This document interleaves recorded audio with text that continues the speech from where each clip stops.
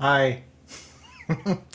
How's it going, everybody? My name's Dom Zook. It says it right there. I made this myself. Uh, how y'all doing? I hope you can hear me fine. I hope you can see me okay. I am trying something new today. I am streaming out of vMix instead of OBS, which is a new thing for me, new learning experience. I've been working on things in the vMix realm for a while now, and this is my first stream of it. I figured I'd just jump into the deep end. Thank you for that resub, Funageddon. Thank you, Astel Castillo. It's great to see you. It's great to have you here. If David, if you're, I know you're in chat, but if you're available, if you could add any subs to our ticker so that we can see those, I would add it to this layout, but it's a little involved, and I don't want to do it right now. Thank you, Ozark Howler. Thank you for subscribing for 18 months. That's awesome. Um, yeah, welcome everybody to another proficiency check where I answer your questions and I also talk a little bit about what Saving Throw is doing right now. And yeah, just sort of taking things as they come, as it were. I This has been a crazy year for us. Ooh, yeah, using vMix in her job. Yeah, it's well, we'll talk about that in a minute. This has been a crazy year, and a lot has changed behind the scenes at Saving Throw, and I wanted to just talk a little bit about sort of what we're doing now, what we're what we're looking forward to. Yeah, I mean, something happened this year. I don't know. Maybe a couple things even. Um, I Yeah, I don't know. It's been a crazy kind of I shouldn't say crazy. It's been a very bananas um year for everybody. It's been problematic, it's been troubling, it's been eye-opening, and it's been hard to keep things going through a lot of that. And for a lot of us behind the scenes here, and who are producing the shows and are in the shows, for us, doing these shows has been something of an island amidst it all. It just gives us an opportunity to sort of take a step back, take a deep breath, and perform. And if you've ever been a performer in your life, and you've gone up on stage even though you didn't feel like it, or you've been in front of the camera or even behind the camera, anytime you're in that sort of thing, there is that mantra, the show must go on. But more than that, there's a connective tissue there with a lot of this, and we couldn't, personally, I couldn't just sort of step back and let it go and just come back whenever we could get back. I wanted to continue going, and when I reached out to all the casts and stuff, everyone was, yeah, let's do it. Good evening, SF Giants 49er. How you doing? Riley Just, Megan Caves. It's awesome to see you two here. Ooh, thank you very much, Duncan Al. I will say really quick right now that we are still gathering subscribers for our unlock that we had last night during the final Salt Bay of the year, where if we reach 300 total subs in that unlock spree, we will have Nega Oryx GM a Jurassic Park RPG. So she's down to do it. This isn't like the musical. She's going to do it, but only if we get to those unlocks. She said make it high, so I did. So yes, if you have the means to support the channel and subscribe, please do. There's awesome things that you get along with that, and I'll talk a little bit more about those sub unlocks as well. I should really make a list of things that I need to talk about. I meant to do that before, and I got sort of preoccupied. Anyway, yes, we are 56 subs away from the goal, so we're no longer 69 nice away from the goal. We're 56, which isn't as nice a number to say. Oh, it costs more to gift subs on your phone. Interesting. That I don't know. I don't know those intricacies of Twitch very well, but I would like to say that there's a reason for it, but I couldn't tell you. Anyway, we were very happy. Everyone was very enthusiastic to continue doing shows here. And we just quickly, if you'll notice, we took a week. We didn't even take a break. We just immediately started doing, once we got the lockdown order, and we're based here in Los Angeles. And once we got the lockdown order, we just switched over to Zoom. And luckily, it was a fairly straightforward. Thank you, Funageddon. Thank you for those. Nemisar, thank you. Where? Let's see. Where are we with the hype train? Sorry, I'm going to get distracted. That's just how my brain works. Nice. Thank you so much. Level 3 complete. Oh wow, that's awesome. So anyway, we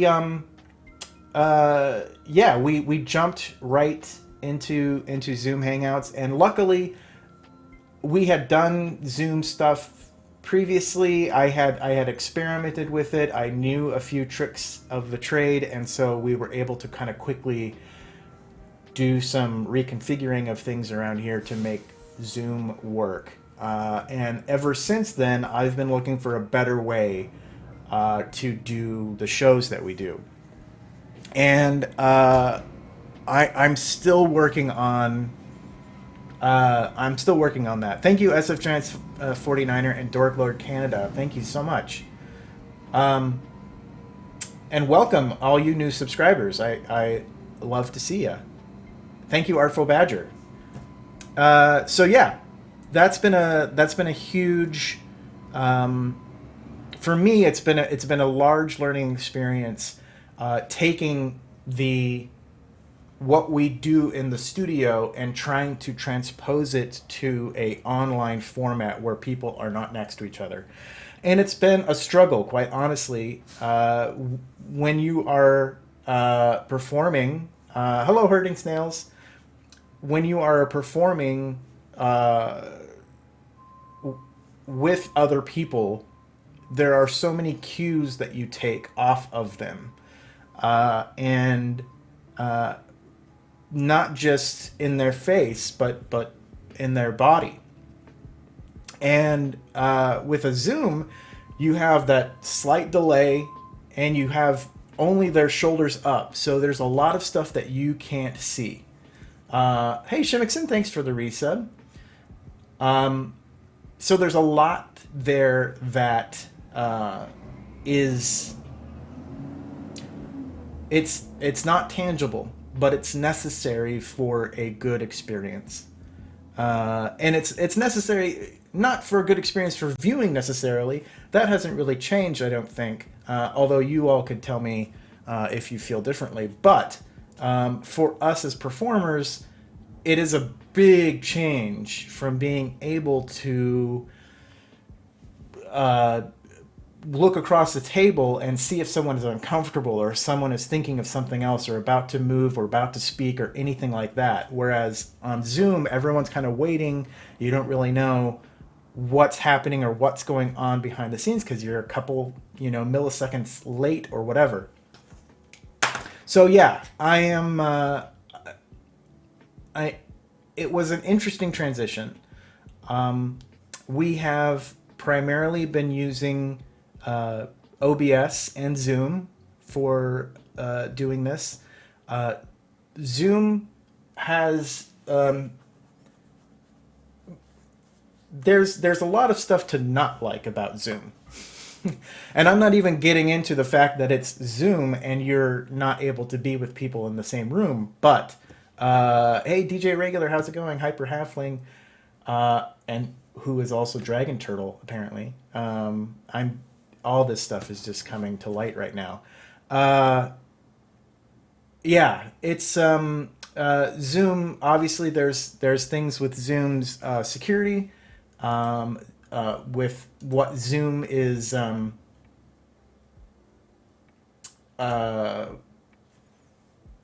don't know, the sort of the technical aspects of Zoom. The thing that I don't like about it is that it's one of the things that I don't like about it beyond those things is it's a fairly low quality stream. So when you're trying to have a highly well produced, you want that feel that everyone is in the same same studio together, just like we were, and you want to have the low latency so that the players can get that feeling between each other, because there isn't that that lag between them. Then you have to look outside of Zoom, and so we've been testing some other things and not quite ready to roll anything out yet. We're still using Zoom, but yeah. So we switched over to Zoom, kept OBS, and I've just been looking for ways to make it more cinematic, to keep the cinematic nature of our shows. Thank you so much, Duncan Al, for those 10 gift subs, and welcome to you 10 new subscribers. Thank you so much. That's super cool. Yeah, you all continue to astound me. I don't show emotion well, but you are amazing me, and I'm loving it. We're just 20 subs away from our goal. Wow. Okay. I will try and keep it together. Thank you for completing that hype train, that level 5 hype train. Wow. That was insane. I know I shouldn't say insane. So, yeah, a lot. And then, in addition, we've had Black Lives Matter. We've had the presidential election. We've had all these things. So, that have affected, us as a people and also as a stream. And that's been an interesting sort of transition to continue doing what we want to do, and also maintaining that that inclusive atmosphere that we've been striving for since day one, and making sure that we were on the right side of things and doing things well. And we'll talk a little bit more about that, but I believe there are some questions that have come in for that. So I will answer that a little bit more in depth, but there's still time to submit your questions via the forum. After we answer all the questions in the forum, I will take some questions from chat, and we'll go from there. But just so you know, there's still time. I just posted it in chat. There you go. So yeah, one thing I wanted to talk about that has changed, and this was a fairly recent change, was how we are dealing with subs right now.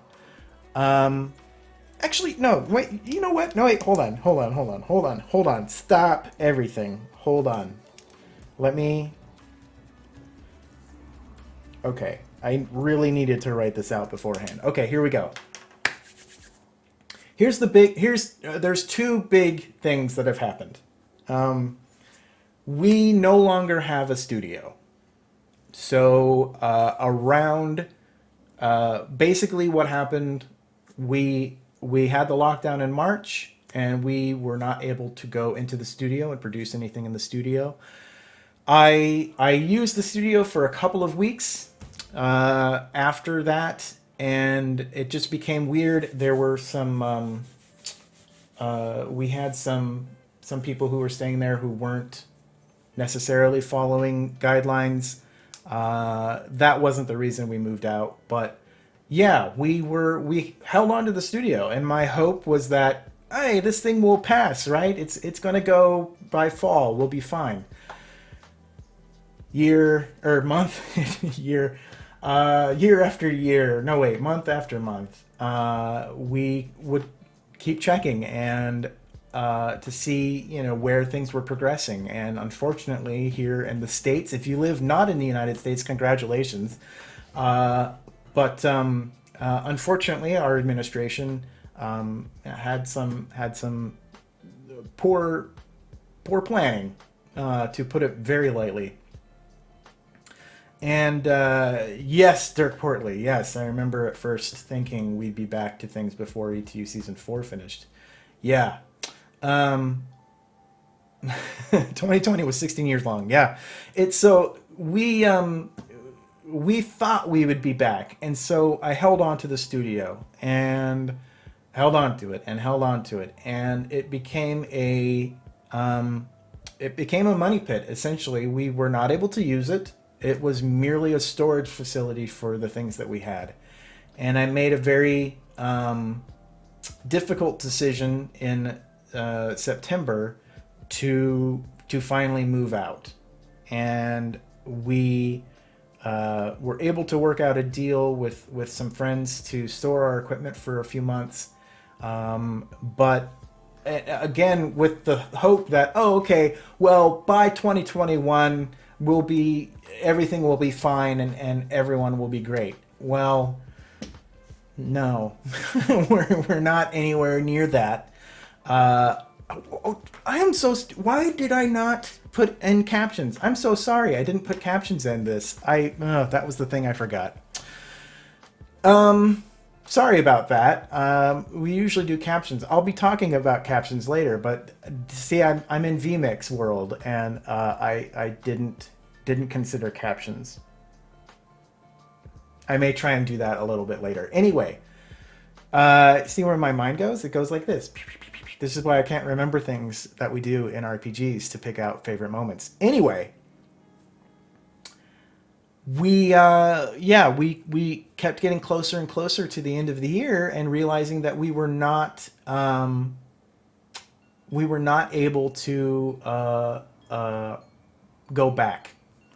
And you know, that was a huge blow to us, and to me especially, because my dream is to have a studio where we can perform and do these together around a table or not, in a very theatrical manner. That's the way that I've always wanted to produce shows here, because I always felt that RPGs were a form of theater. And even when you're performing with friends in a dining room or in a garage, there's a performance factor there. And my hope was that we would take that and amplify it and create a theatrical experience for people who maybe aren't even interested in RPGs, but being able to see the character work and the drive and the costumes and the sets, even when we don't have that stuff, I wanted to really make it work, and so yeah, that's the story with the studio. No studio. Okay, here's what I'm going to do. I'm going to try to get Web Captioner working. Let's see if I can do it. Okay, are you picking me up? Yes, it's picking me up. Okay, great.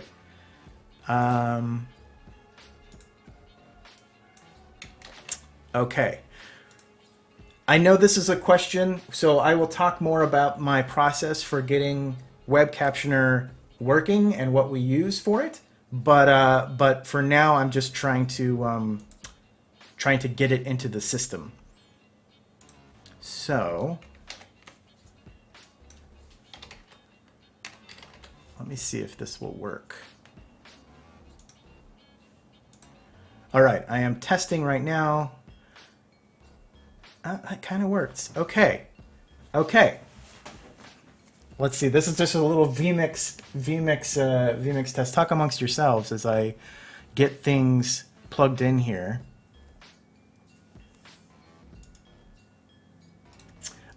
So basically what I'm doing is in vmix, I've pulled a browser source, and in Web Captioner, you can output a link that connects to the to your captioner. So there it is. It's right behind me now. So I can position that right here. There we go. And now I have a captioner. Ta-da! Look at that. It's a little off center. That's okay. But it's going to bug me if I don't do anything about it.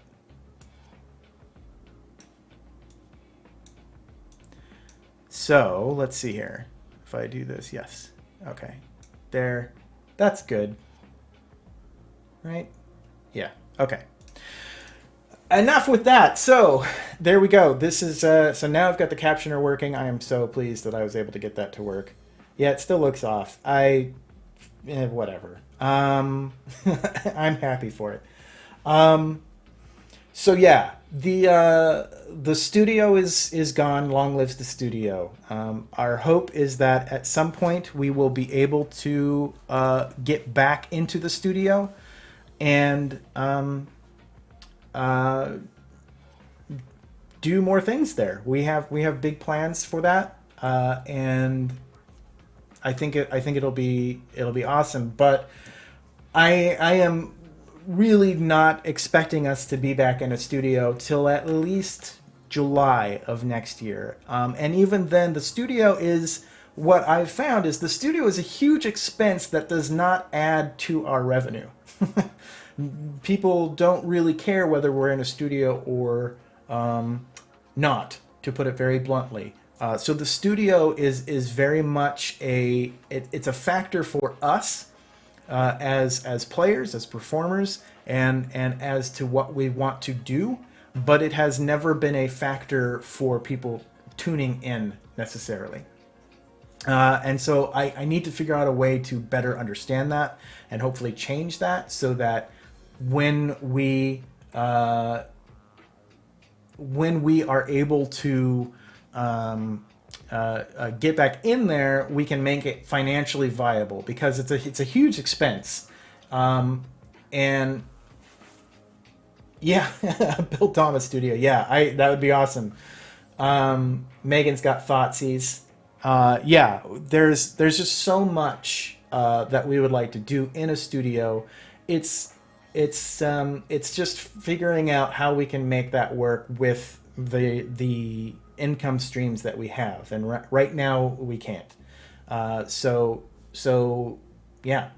So what we've done since we've dropped the studio is that has actually opened up a big well of our revenue to be able to finally pay our performers. We're not able to pay them muchly, but basically a stipend for what they do. And when we raise a certain amount of money per stream, they get a portion of those profits as well. So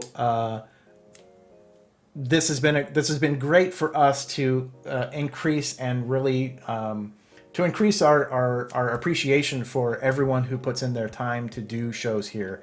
It is nowhere near what I wish we could afford, but it is something tangible finally. So that's something that's been gnawing at me, and I've been trying to work that out. But juggling a studio and paying people just was not something that we could work out to, or work out with, and a studio was somewhat of a necessity to do what we wanted to do. So I'm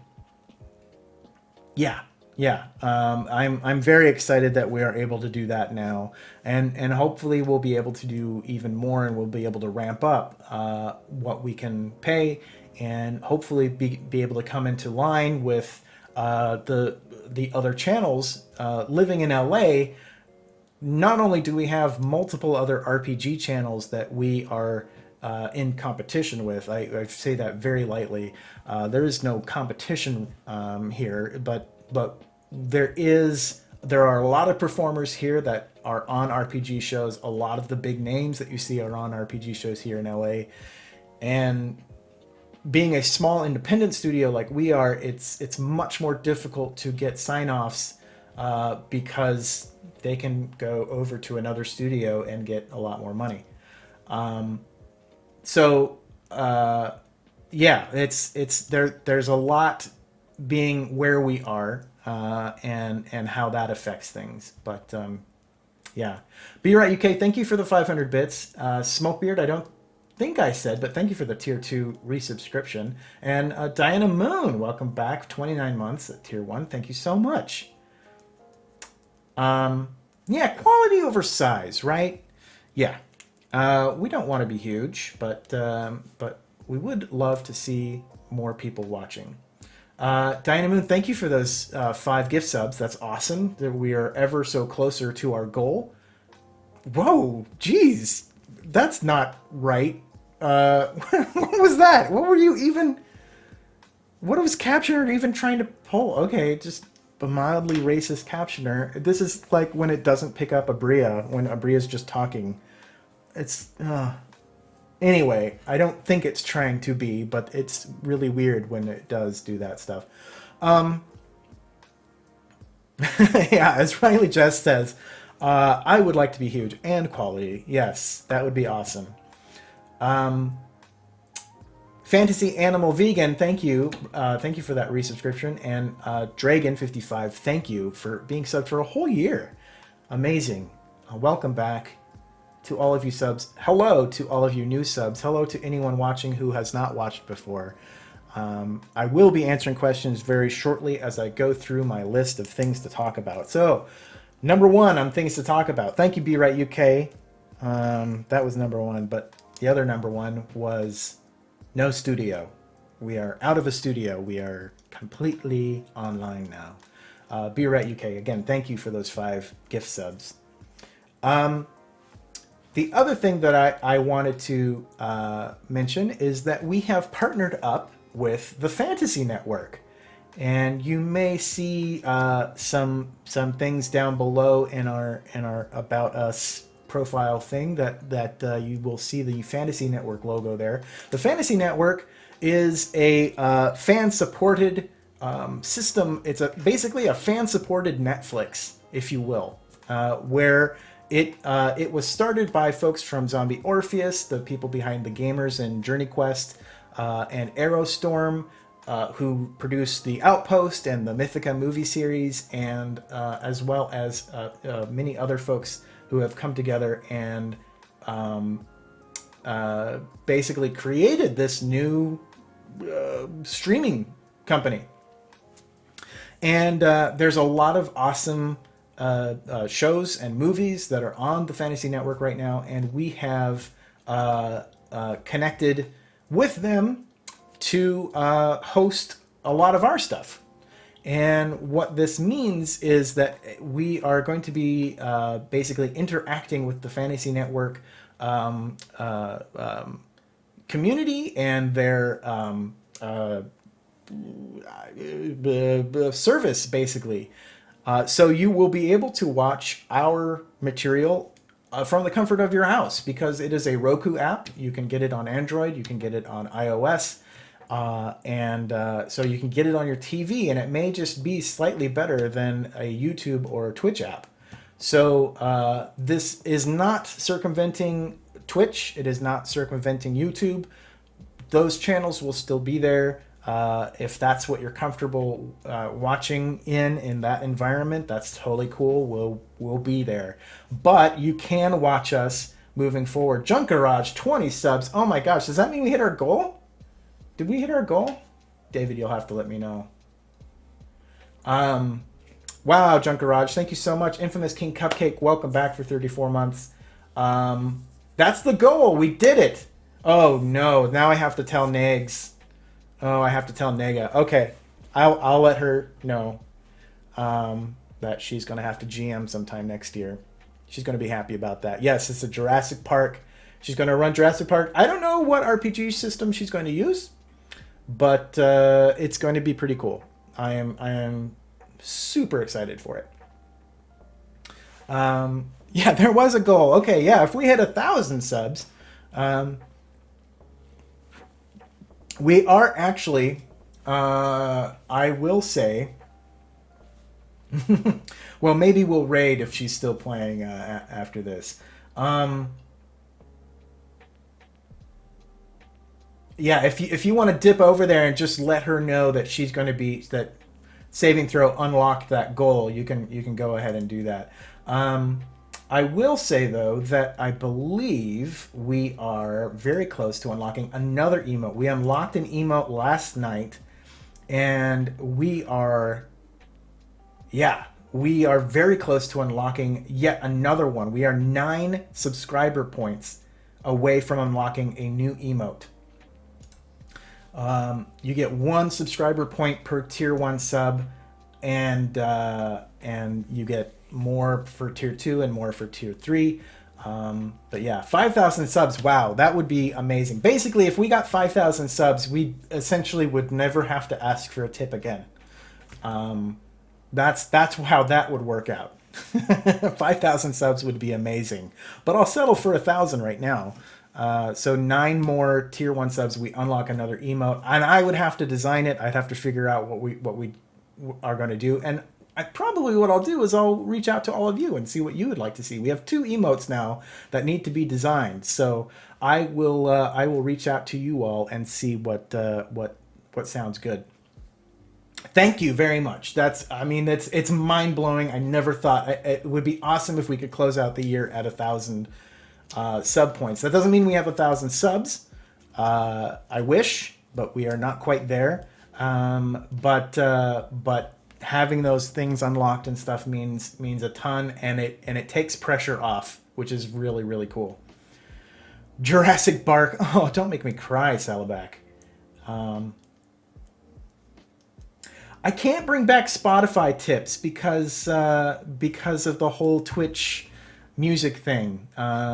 We can't do that anymore, which is why right now we're playing Pretzel music. This is the lo-fi station on Pretzel, because they have this is all royalty free, and it's cleared through Twitch and cleared through YouTube, so that we should run into no problems with this. Yeah, unfortunately, I mean, that was awesome. I loved doing the jukebox with everybody, but unfortunately, no. Anywho. Yeah, where was I? The Fantasy Network. Very excited. I hope that things will be up by the new year. And basically what it is it will be our Twitch stream will be embedded in essentially all of the shows will be going up there. And you can go through all of our shows. Theoretically, all of the shows we've ever done, basically our entire YouTube catalog, will be ported over. In addition to YouTube, it will be ported over to the Fantasy Network. And each show will have its own page. And on that page, it will have everything broken out into seasons. And it will be basically like a Netflix-style environment. So that you can, when you finish Season 1, you are automatically taken to Season 2, or you see that there is a Season 2 there. One of the problems we have with YouTube that I've noticed is that a lot of times people will watch a show, but YouTube does not let them know that there's another show that we have, or even another season of that show. So a lot of times I'll get comments going like, oh, that was great, that was an awesome episode, you should do more of this. And I go, did you know we had like 3 seasons of this show already? you should definitely check that out. Why is YouTube not telling you this? So part of that is probably my fault in how things are tagged in the metadata and everything, but I've done a lot to try and get that working. So anyway, yes, we will also be altering things with Twitch subs and Patreon backers right now. Not right now, but with the Fantasy Network, and that backers at certain levels will get a Fantasy Network premium subscription. So you're going to get 2 for 1. You're going to get a subscription to us, and you'll get a subscription to the Fantasy Network, which allows you to watch a ton of other shows and things that they have. The cool thing about the Fantasy Network is they are non-exclusive for us. So we are able to continue to produce things on Twitch, continue to produce things on YouTube, and get things out that way. And we're under no obligation to do anything necessarily. But the nice thing about the Fantasy Network is that it is fan supported, and you can vote and even submit requests for shows to be on there and have other people vote on them. And your money goes to not just supporting the Fantasy Network and the fine people who put that together, but it also comes back around. And every month or so, every quarter, something like that, that money gets filtered back into the community based on how many hours those community members brought in. And so that's really cool. But what that means is the more people we can bring in to watch, means the more money we get back at the end of the day, essentially, whether you subscribe or not. Subscriptions are great over there, obviously, but if you're just watching and we're bringing in an audience, that means we get that money back. Twitch does something like that with the ads, but we get a very small portion of that. We get a very small portion of the ad revenue. Twitch gets the lion's share of that. With the Fantasy Network, we would be getting more, and it would go into basically it's a continually revolving system of income. So I'm very, very excited. So rewatch all of Wild Cards again on the new network. Gotcha. Exactly. Yes, all the way back to Barky's Brigade should be available. We have to work out a few of the mechanical bits of getting things over there. But we're streaming over there right now. Oh, awesome. I didn't know it was set up yet. That's fantastic. Great, yeah. So watch on the Fantasy Network if you like. Chat, I think, is still over here, though. So if you still want to chat, you've got to be over here. But yeah, I think it's really cool. So follow the Fantasy Network. If you're subbed to another channel, Kevin Alexander asks, if you're subbed to another channel so you have Premium Fantasy Network, can you watch Saving Throw all episodes? I believe so. Yeah. There's nothing, we're not going to be like limited, as far as I know. I'll double check with the Fantasy Network, but as far as I know, none of our stuff is, at least initially, none of our stuff is going to be limited behind a paywall. We and the Fantasy Network agree paywalls suck. So nothing is behind a paywall. The subs are merely if you enjoy the content and want to keep that content going. Plus, as a subscriber, you basically become a shareholder in a sense, in that you have direct control over what the Fantasy Network continues to produce and gives money towards. So, yes, I believe you don't see ads if you have a premium account. So that's that. Oh, that's great, Emperor Riptide. Fantastic. So yeah. If you folks want to go over to the Fantasy Network and watch us live right now, go for it. That's fantastic. Yeah, they're basically just pulling our stuff in. So you can continue to watch on Twitch. You can continue to watch on the Fantasy Network. I'm not going to tell you where to go quite yet. We're not to the point yet where we're ready to just be like, hey, just watch us on the Fantasy Network. There's still things that we want to close out. We're not shutting down Patreon. We're not shutting down Twitch subs or anything like that. All that stuff is still going. But we are moving towards some pretty exciting things. Yeah, you're gonna have to mute one, I think, Riley, to get that. Saddleback, thank you so much for resubscribing. Yeah, we're not quite ready, but we have things in store for the future that we're hoping to work out over at the Fantasy Network. And maybe eventually getting some of our stuff on like Amazon and stuff like that, which would be pretty cool.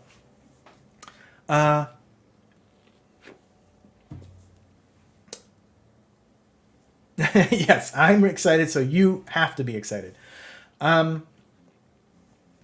One other thing that I want to mention is that we have podcasts are coming back out again, and I'm hoping that all of our new shows moving forward will be available in podcast form. You've seen this now with New Pantheon Academia, Dice Ex Machina, and starting with Good Society. The Salt Bay shows are now on podcast form. In addition, or adding to the library, which also included all of Wildcards, The Broken Pact, Dark Lanterns, Uncanny Valley, Cancer Cell.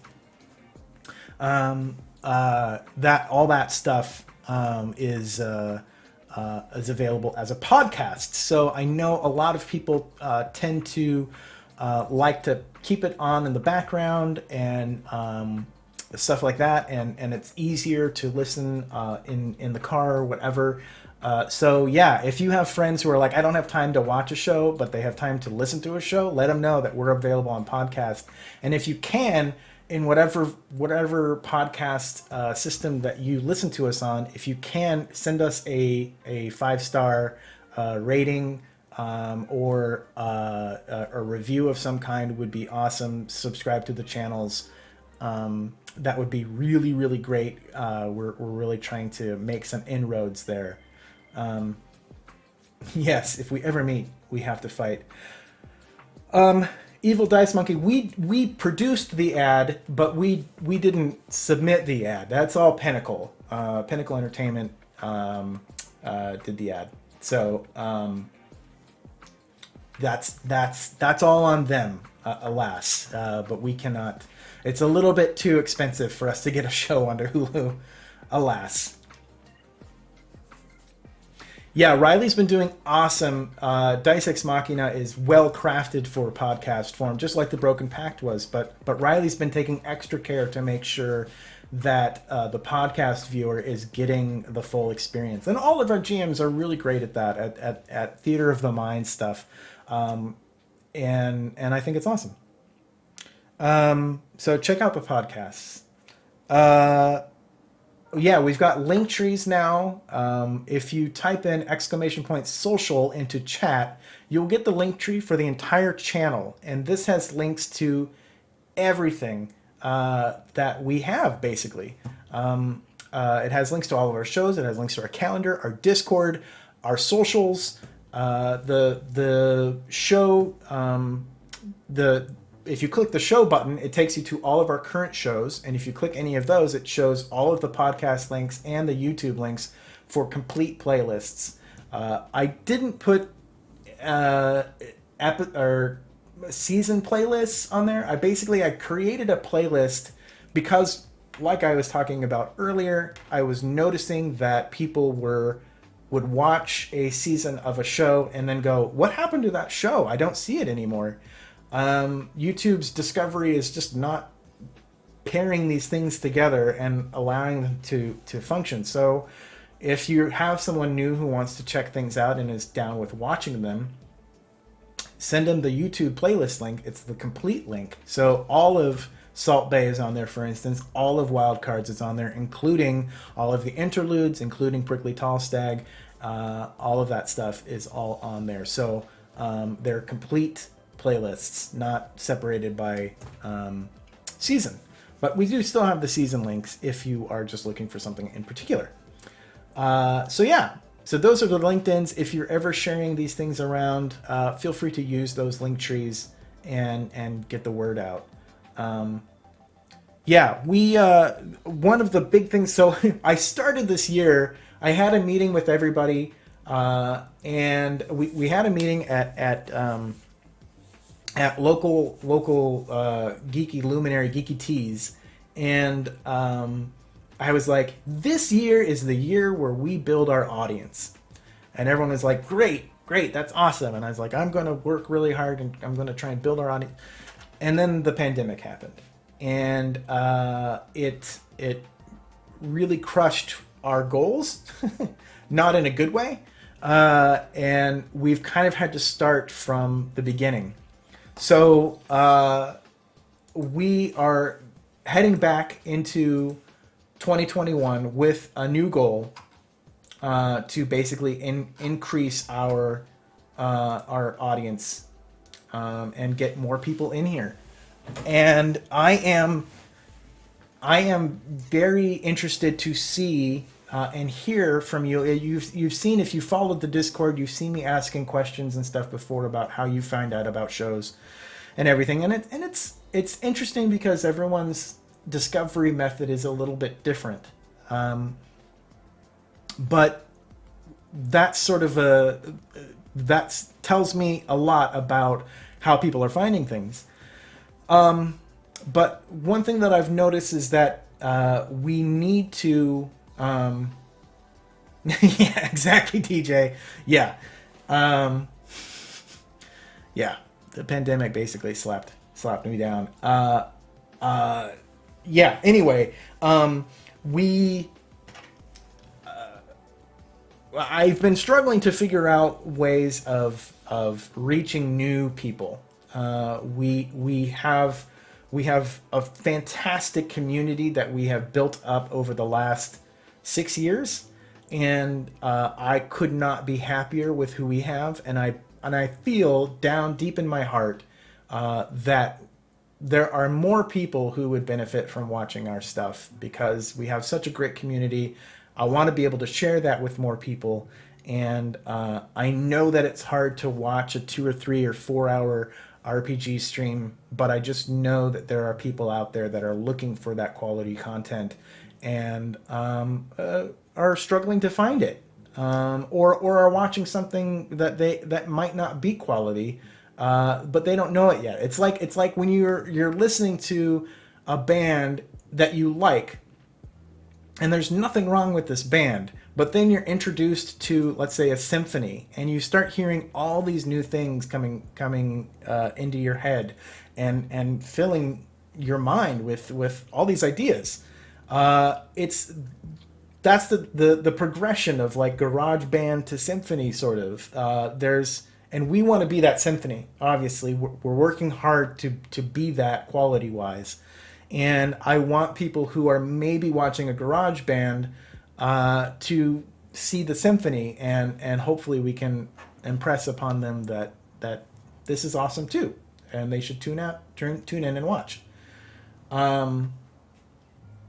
So yeah, I am down to hear your thoughts on places that we can go to spread the word.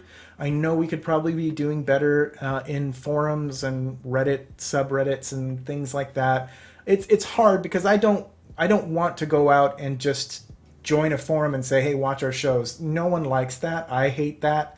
I mean, we actively challenge people who come and do that on our stream and in the Discord. That's why we have the community hype channel on the Discord.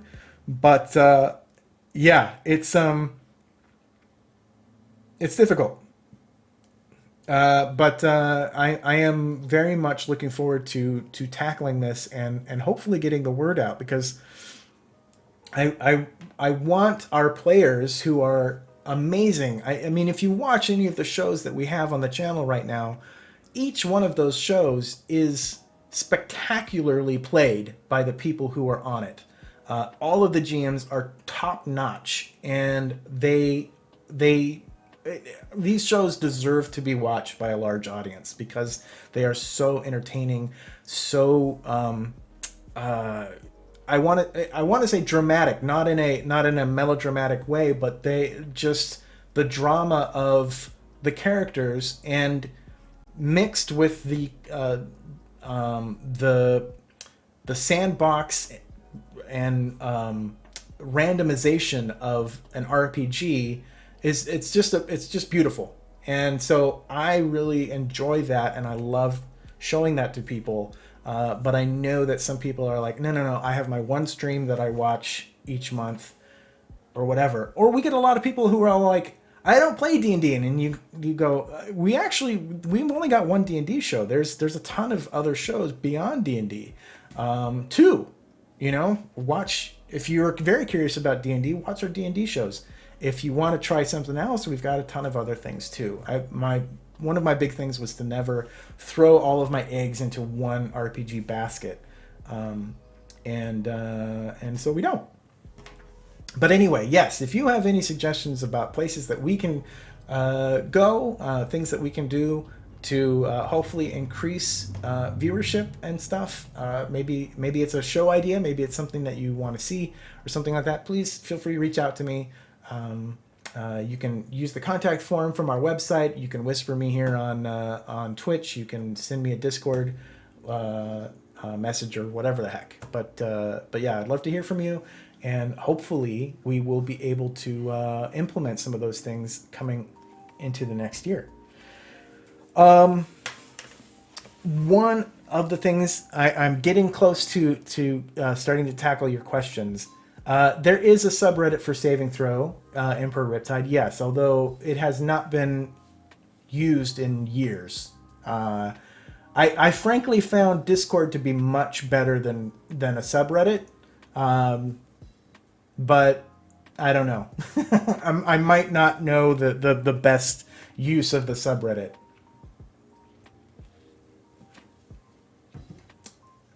Yes, the clips are a great idea. Great way to share things.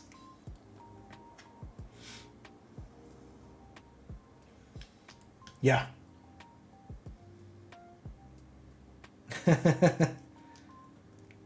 True, Vampire 54. Yes, I miss Starfinder too, and Beck. Novalba Beck. Yeah, DJ Regular and I are talking about, hopefully, I know Simi David was talking a little bit about the Twitch roundup earlier today about some things that they're doing, and hopefully their new clips, features and stuff will allow us to do that. Basically, their appy kind of disconnected the way that we can embed clips into our site, and so we had to sort of suspend being able to post those weekly wrap-ups, but hopefully we'll be able to get back to that. Fingers crossed that the tech works. I don't even know if Twitch is working on something like that, but that would be great if they were. Yeah.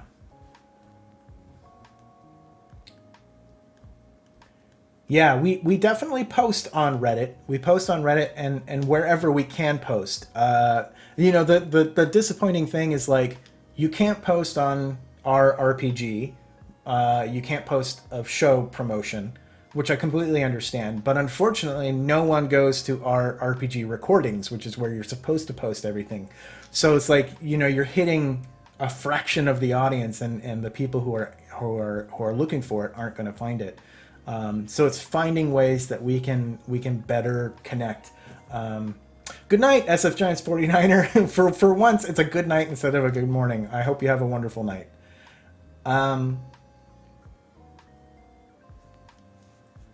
Yes, Diana Moon, run that Starfinder game. Yeah. So anyway, trying to get out there. We'll figure it out. I wanted to talk quickly about subs, because I sort of changed up the sub structure, and I want as many people to know, especially now that we've got a bunch of new subs. I see we're 8 sub points away from 1,000 sub points and a new unlock. Thank you very much. Go eat grub. Yes, if you need a bio break, go take a bio break. Anybody who needs to do that. So subscribers, there's some new things that you can do as a subscriber. Now, this is Twitch subscribers. I wish there was a way that I could integrate Patreon into this a little bit more integrally, but I can't yet. Twitch just doesn't allow that, which makes some sort of sense, I suppose. But what I want to talk about is what you're able to do as a sub, because all of our shows have had different needs in the past, and what we used to do is just give out a reroll. And what I noticed was, rather than that helped increase subs, and people enjoyed that. But what I found was people would let their subs lapse until the show they wanted to give the reroll out to came along. Because I think there's a perception that either you can't sub when we're offline, which is not true, or you can't give a reroll to the show you want to give if you sub during another show, which is also not true. But I also found that some shows' rerolls didn't make sense. Either they were diceless, or like Good Society, or the rerolls just get crazy, like with the Powered by the Apocalypse game. You don't want rerolls all the time because you level up by failing. So sometimes those rerolls just go to waste. So we wanted to figure out a way to have subscribers be able to connect better with all of the shows that we have on the channel. Oops, sorry about that. And that way, hopefully, people feel free to sub at any time and know that their sub unlocks a lot of abilities that they can do. So now I've changed the terminology to unlocking abilities rather than unlocking rerolls.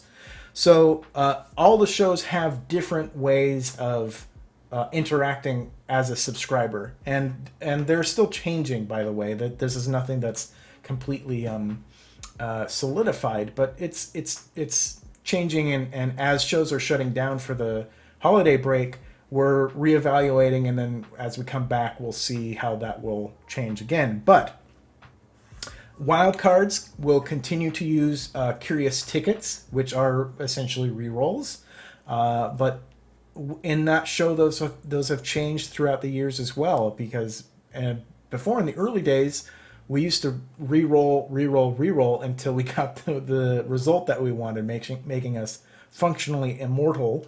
But now you can only reroll once on a single roll. So and you can still crit fail with the curious ticket. So curious tickets, aka rerolls, can be given out to both the GM or the players as a whole. And this is something I know that I think people are still sort of wrapping their heads around, although I think most everybody has it now. But we used to have you give a reroll out to an individual person. But now I think it's better as a pool of rerolls. So we just say the players as a whole. So everybody has... Megan, stop singing Queen. Are you in Highlander? What is going on? Ventatsu, thank you. I'd like to give a reroll to Dom in case he fails a roll during this stream. Thank you, Ventatsu. So far, so good. I appreciate it, though. So, yeah. That's basically what you can do with wildcards. So you can give your curious ticket to either the GM or the players. On New Pantheon, your sub gives you... basically, you can add an NPC who is you. It's basically just your name, because Patreon still has the ability to add a full NPC that you create. But what Steven has done is he'll take your Twitch handle and your preferred pronouns, and he will add you into the game as a student at North Point Academy. That's been really fun. People are finding out where they belong in at North Point Academy and who they're with, and so that's been a really fun thing to see chat sort of connect with and everything. On Dice Ex Machina, we are giving rerolls, so you can again give a reroll to either the GM, Riley Just here in chat. You can give a reroll to her, or you can give a reroll to the players as a whole, and that's pretty straightforward. Again, also one reroll per roll, I believe. Riley can correct me if I'm wrong, but I believe that's true. And then on Salt Bay, right now, Salt Bay is the subs are just unlocking. We don't have tip tiers like we do on the other shows. We just have sub unlocks, and the sub unlocks every time you sub during the stream, you unlock. But that's not entirely true, because what I am implementing now moving forward is that subs, when you sub up, you essentially unlock all of those abilities for each show. So what you need to do is whisper me or a mod and let them know what you want to do with each thing. So say it's a Thursday, and we're usually off on Thursday because I don't know why, there's another show on or something like that. So you come in and you resubscribe. And in your message, you say, I want to send a reroll, a curious ticket to the GM for wildcards. Here's my handle and my preferred pronouns for New Pantheon Academia. I want to send a reroll to the players on Dice Ex Machina, and there's one more down for the unlocks on Salt Bay. So you're essentially affecting all 4 shows for that month, as long as you maintain your subscription. So every time you resubscribe, you just tell us where you want those things to go. So you don't have to subscribe during a show or anything to unlock something for that show. And we will, if you don't tell us, we will not be tracking you. I have no way of tracking. There's just too many subs. There's no way of tracking everybody and making sure that you've unlocked all of your abilities for every show. So I ask you, our faithful subscribers, to come in and just know that when you subscribe, you can do all of these things. And so you just let us know, and then we can tick the box, and so we know that you've done it for that month.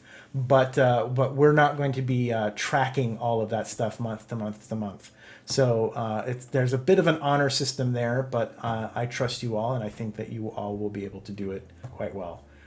Thank you, Zarfin. And I will say that, you know, when you're subbing, especially during a time where we're about to be off for a couple of weeks, I completely understand you not wanting to subscribe then, because by the time we get back, you're going to be resubbing again. I understand that. Yeah, if you have questions about it, feel free to message me, and I will try to answer any questions that you have. But hopefully you take part in this and see where your basically your support of the channel is going to all of our shows. It's not just the one show you're subscribing on. You're supporting all of our shows. So that's a significant deal, and I wanted you to feel to know that's what you're helping produce. So thank you, and I hope that you enjoy that as a subscriber on the channel. Okay, so that's subs. And I think... Oh, you hit the thing. Oh, okay. No worries. That's fine. I get that. Okay. For the multi-month subs, they are not handled differently. We had to go through a little bit of an experimental phase, and again, Simi David or DJ Regular, you can correct me if I'm wrong, but every month it will do the same thing. You can it will ask you, just as if you were subscribing again or resubscribing, it will ask you if you want to send a message to the streamer, and so at that point you can do your message, or you can just, if we're not live, you can whisper it to me or whatever you want to do. Message me on Discord, whatever you want to do, and we'll take care of it. But yeah, that's what you need to do when you have a multi-month. Yeah, you get a resub message each month. So there you go. Okay. Now, let's have some fun with vMix. Check this out. This is something that I can't easily do in OBS. It is possible in OBS. It's just not easy to do. And it's this. Whoa, what was that? Pretty cool. Pretty cool. I'm I'm pretty excited about that. One really cool thing that we can do in vMix is we can use data sources. And with data sources, we are able to pull in information from spreadsheets, including Google Sheets, which is going to be very helpful moving forward, especially as we are doing more tracking. If you've noticed Dice Ex Machina, we have the sub trackers. On New Pantheon, we have the anima points trackers. The divinity points is what we call them on there. We have hit point trackers and things like that. Right now in OBS, what I have to do is I have to capture a browser window for each of those little things, and I have to crop it all around and put it into those little boxes. In vMix, I can point it to a data source. So I can point it to a Google Sheet or an Excel doc, a text spreadsheet, whatever. And it will pull that information in. So there's no, and it will automatically resize depending on the size that I crop it to. So I can more easily affect things like the trackers and stuff. We're going to be implementing more of those trackers in all of our shows that it makes sense to anyway. Yeah, so I hope that you enjoy that. But this is something that's really cool, and I can kind of go through the questions much more easily because Google sends all of the forum questions or responses into a Google Sheet. So don't bring FAO Schwartz into this. No, it is witchcraft. So if anything, bring Celestina into this.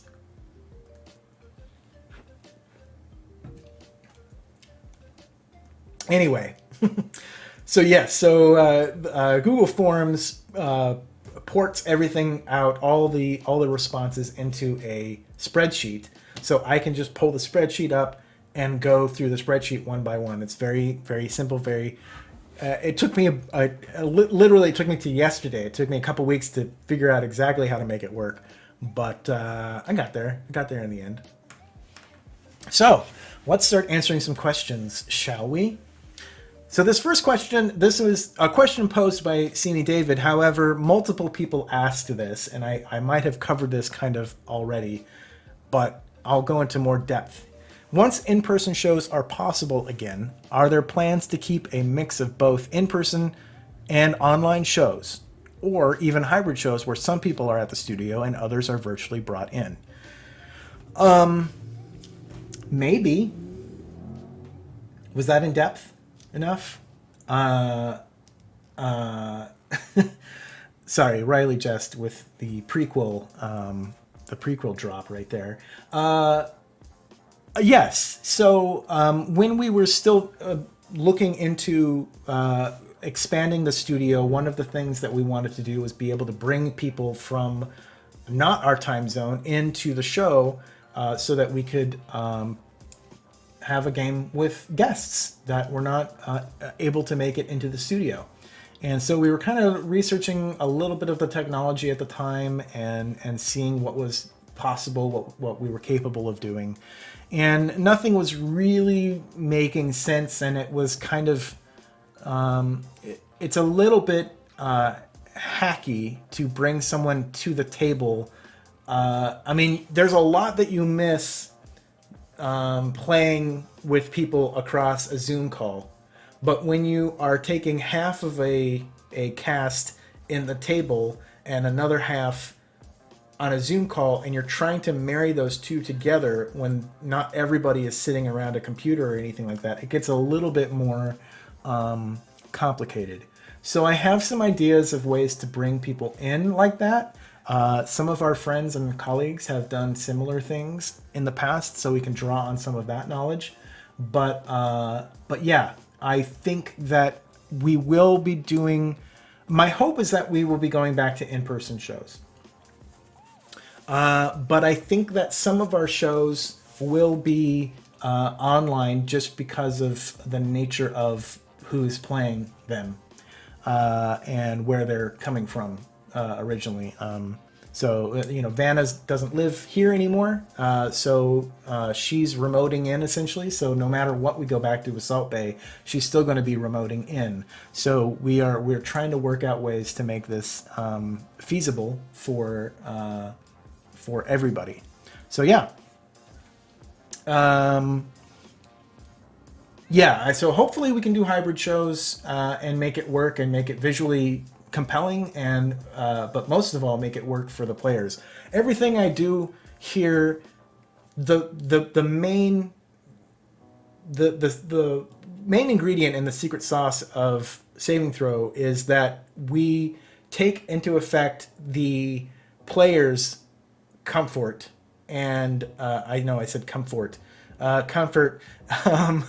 We take their comfort in first, and we want to make everybody feel good about the game that they're playing, and we take great pride in how we do our casting and everything. So I look for that first. So if it doesn't seem like it will work as either a hybrid show or an online show or an in-person show or whatever, then we work out how we can make it work. And then we go to, once we get to that point, how can we make this visually interesting for an audience and compelling and keep people going? Because if the players are not into it, that, to me, that makes a show unwatchable. And I see so many RPG shows like that because a player's not into it or whatever. It can be the most visually interesting show. They can have the highest production values, but it's just not interesting. And so my hope is that we continue to be interesting no matter how we are streaming. And once we tackle that for each show, then we see where we can spread out. So I hope that answers that question for everybody who asked it.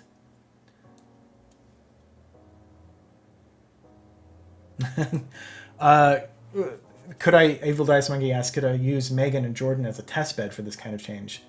I don't, what kind of change exactly could I be testing them with? That would be the next question. I don't know. Simi David asks, are there plans? Oh, it adjusted your number because I dragged it all down. So your number's going to go up, Simi David. You're going to be 96 and 97 here. But are there plans to bring some of the additions that online streams made possible, like live captioning, to shows produced at the studio once that is possible again? So, taking us back to Web Captioner, and I think there's another question about Web Captioner a little bit later here. So the reason why Web Captioner works the way it does now is because all of the people are coming in as separate audio streams. And we are able to have those separately, and the captions are generated on the player's computer originally. So using Web Captioner, they're just sending me the link to the captions. I am not generating it on my end. So that's a big component. Separating the audio in a studio environment is much more difficult because you have people sitting next to each other. Their mics, even if we individually mic them, will still pick up a little bit of the other people, which means that their captions would, if we were able to do individual captions for them, like using a Web Captioner, it would probably be a little bit muddled. And you kind of see that sometimes when people have their speakers on with Web Captioner and they're picking up another person talking, and that person's text is coming over on the other person's Web Captioner. The other thing is that Web Captioner works because it's a separate instance of the program. So we would somehow have to create 5 different instances for most shows, a GM and 4 players, 5 different instances of Web Captioner that are each tied to each person's individual microphone.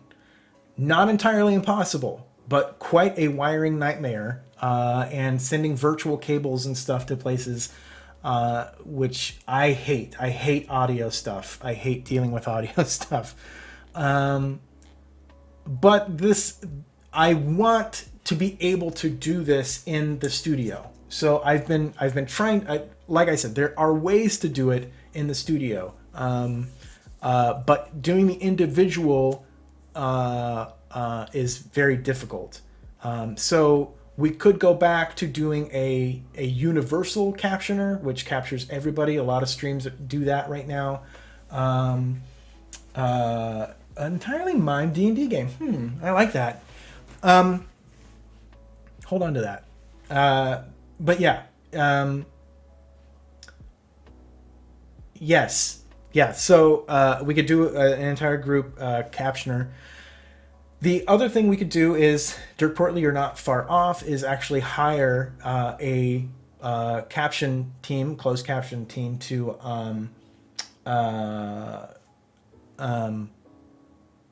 do the captions for us. And unfortunately, that is prohibitively expensive, as you might expect. It's something like, I don't know. I think I worked it out to something like, it would be around $3,000 or something like that per show to do that. Which in the scheme of things is not that much, but we're nowhere near being able to afford something like that.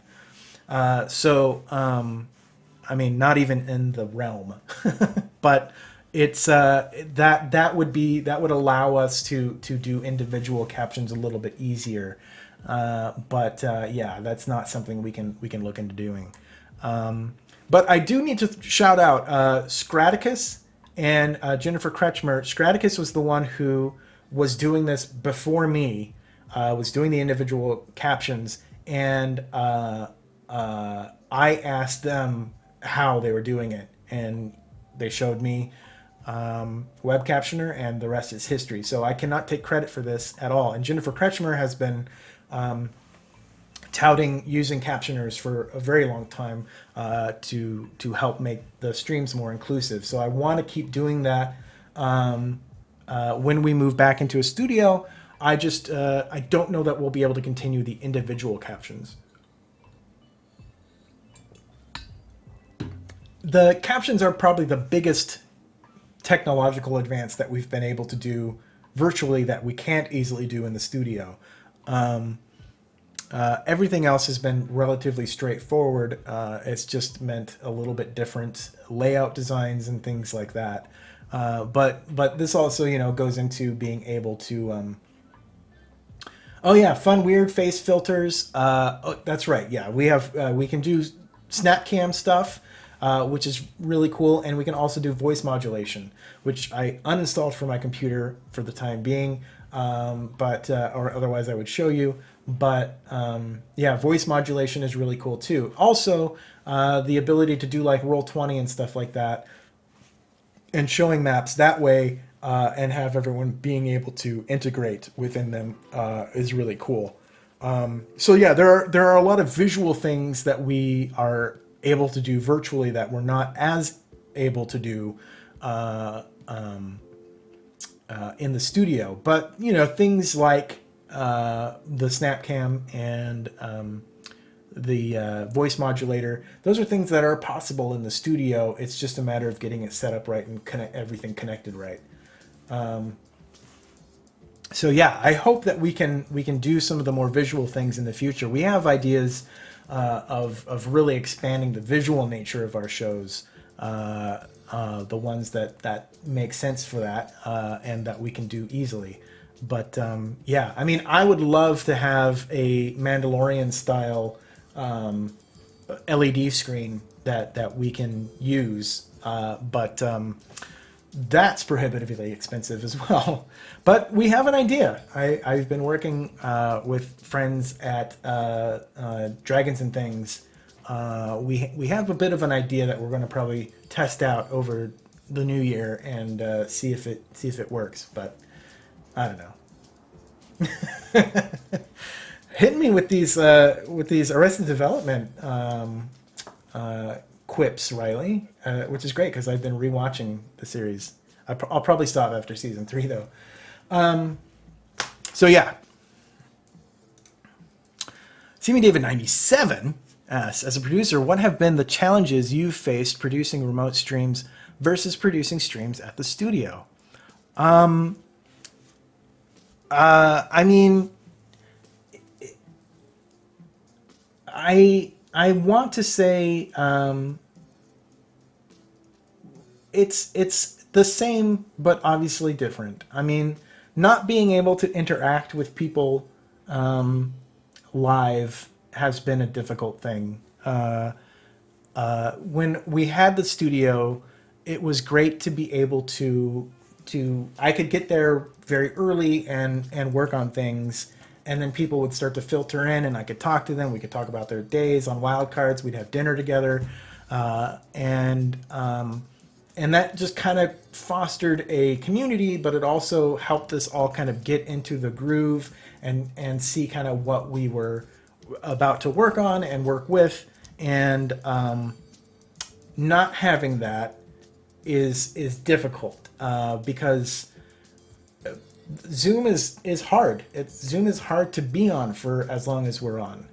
If you've ever had a meeting go over 30 minutes on Zoom, you know what I'm talking about. And so it's initially the hardest thing was basically getting everyone to a technical level that everyone was sounding okay and looking okay. And then also I have to manage everyone's internet availability.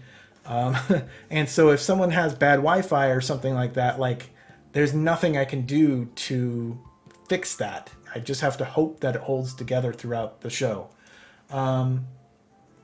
Yes, Quiddy. Hi, Abria. Yeah, I miss my M&M stash as well. But yeah, it's it's just rough. It's rough doing a remote stream and producing a remote stream because you don't have that. The nice thing is that I can do this all from home, and I mean, my setup here is crazy. I'm in our second bedroom, and this is entirely my studio, and which is awesome. I'm really happy that my girlfriend allowed me to do that, but I also this is a room that could be used for something else and isn't. But it's I've got lights and I've got green screen and I've got all these things around. That's a lot, and I would love to be able to have it at a studio and have a room again that's just a room, that doesn't have all this stuff. But it is kind of nice to not deal with all of that. Whiskey Foxtrot, hey, how's it going? Why use Zoom over Discord? Discord has a few things that aren't... It's pretty good, but sometimes it's really, really bad. And Zoom is usually mediocre. Zoom kind of handles. Discord is really trying to be high quality. It's got great audio. The video is high quality, but sometimes if you're trying to stream the video and audio and stuff, it has stability issues. It can falter, and it's not great if you're trying to do all of that at once. So yeah, I don't super like it. I would use Skype. However, Skype has a 4-hour call limit, and for some of our shows that would be fine, but for some of our other shows, Wildcards, it would not be ideal. Yeah, exactly. Yeah, you got to find server locations and all that stuff, but yeah. So one thing I've been looking into, so Skype is neat because Skype has an NDI feature now, which means that if you look at Skype for creators, you can essentially pull in every individual as their own window, their own audio source, their own video source. So when you pull them into OBS or vMix or whatever you're using, they're individualized. So if someone drops out of a call, like if you're in Zoom, for instance, and someone drops out of a call, everyone shifts around. Whereas if they're all their individual video streams, nothing changes. Only that person drops out. And also, because they're all individual audio streams, you can adjust everyone individually. So if one person is quiet, you don't have to raise everybody. You can just raise that person. So NDI has been really cool. Like I said, unfortunately, we haven't been able to really utilize it because our shows tend to go longer than that time, and I don't want to risk it with some of our other shows. We may start using it for like New Pantheon or Dice Ex Machina, which are shorter shows and can pretty much fit within that limit. But like Wild Cards, which traditionally goes 4 hours. Or so, it's a little bit harder to do that. Dice Ex Machina, is that what it... Yeah. Oh, it did it better there. That's much better. Dice Ex Machina. Did it. Awesome. Yeah, maybe 6, maybe 7.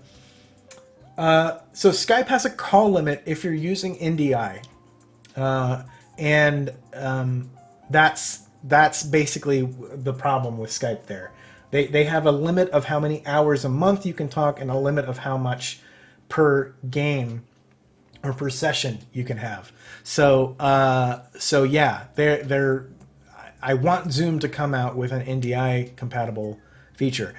One tool that I've been looking at, there are other tools out there that you can, I know we're sort of drifting away from. This is sort of the same thing. These are challenges. These are things that I can kind of solve not being in a studio. So that's kind of cool. But in a studio, it makes it a lot harder. Also a little bit easier.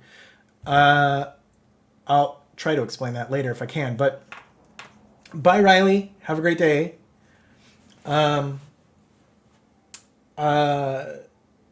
There are other tools out there.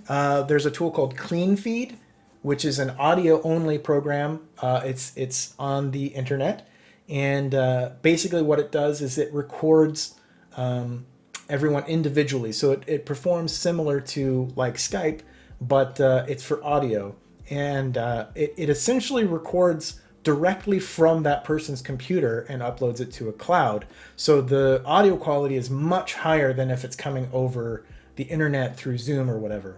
CleanFeed is something we've tried it in the past. It wasn't working for everybody. So it's kind of sat on the wayside, but it's something, if you're doing podcasts and stuff, it might be a cool tool to check out. Another one that we have tested a little bit is OBS Ninja, which is it's essentially a Zoom Skype killer. It doesn't need OBS to run, but it is built to be used with OBS, but you can use it with vMix or Wirecast or XSplit or whatever you want. It is very similar in that it creates an individual window for every person and individual audio for every person, and you can set the bit rate for every person's stream that's coming into you. So whereas Zoom typically does usually a 600 kilobit bit rate out, which is not wonderful, not awful, but not great. You can turn that much higher on OBS Ninja. I mean, you could go up to 10 or 20,000 kilobits and get a much higher quality stream out. Now, obviously, the more people you have on the call, the more bandwidth it's going to take up, and things like that. It's a project that one guy is working on, and my God, he is working on it so hard. There are updates every day. It's quite intense to try to dig into it because there are so many things that he is trying to fit into the software, but it's free. It's on the internet right now. I think OBS.Ninja is the Tobias.ninja. No. OBS.ninja.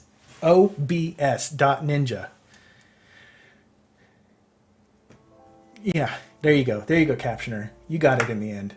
And check it out and give Steve some support.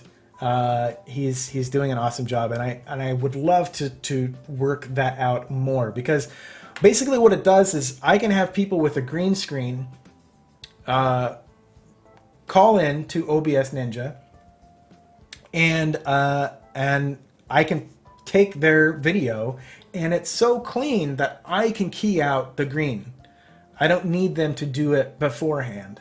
And that's really cool, which means I can do a lot more effects, and I can get people looking almost like they are in the same room together. Tobias Ninja is his father. So that's really cool. Being able to do the green screen stuff has been really cool. It's a bit of a pet peeve of mine with Zoom.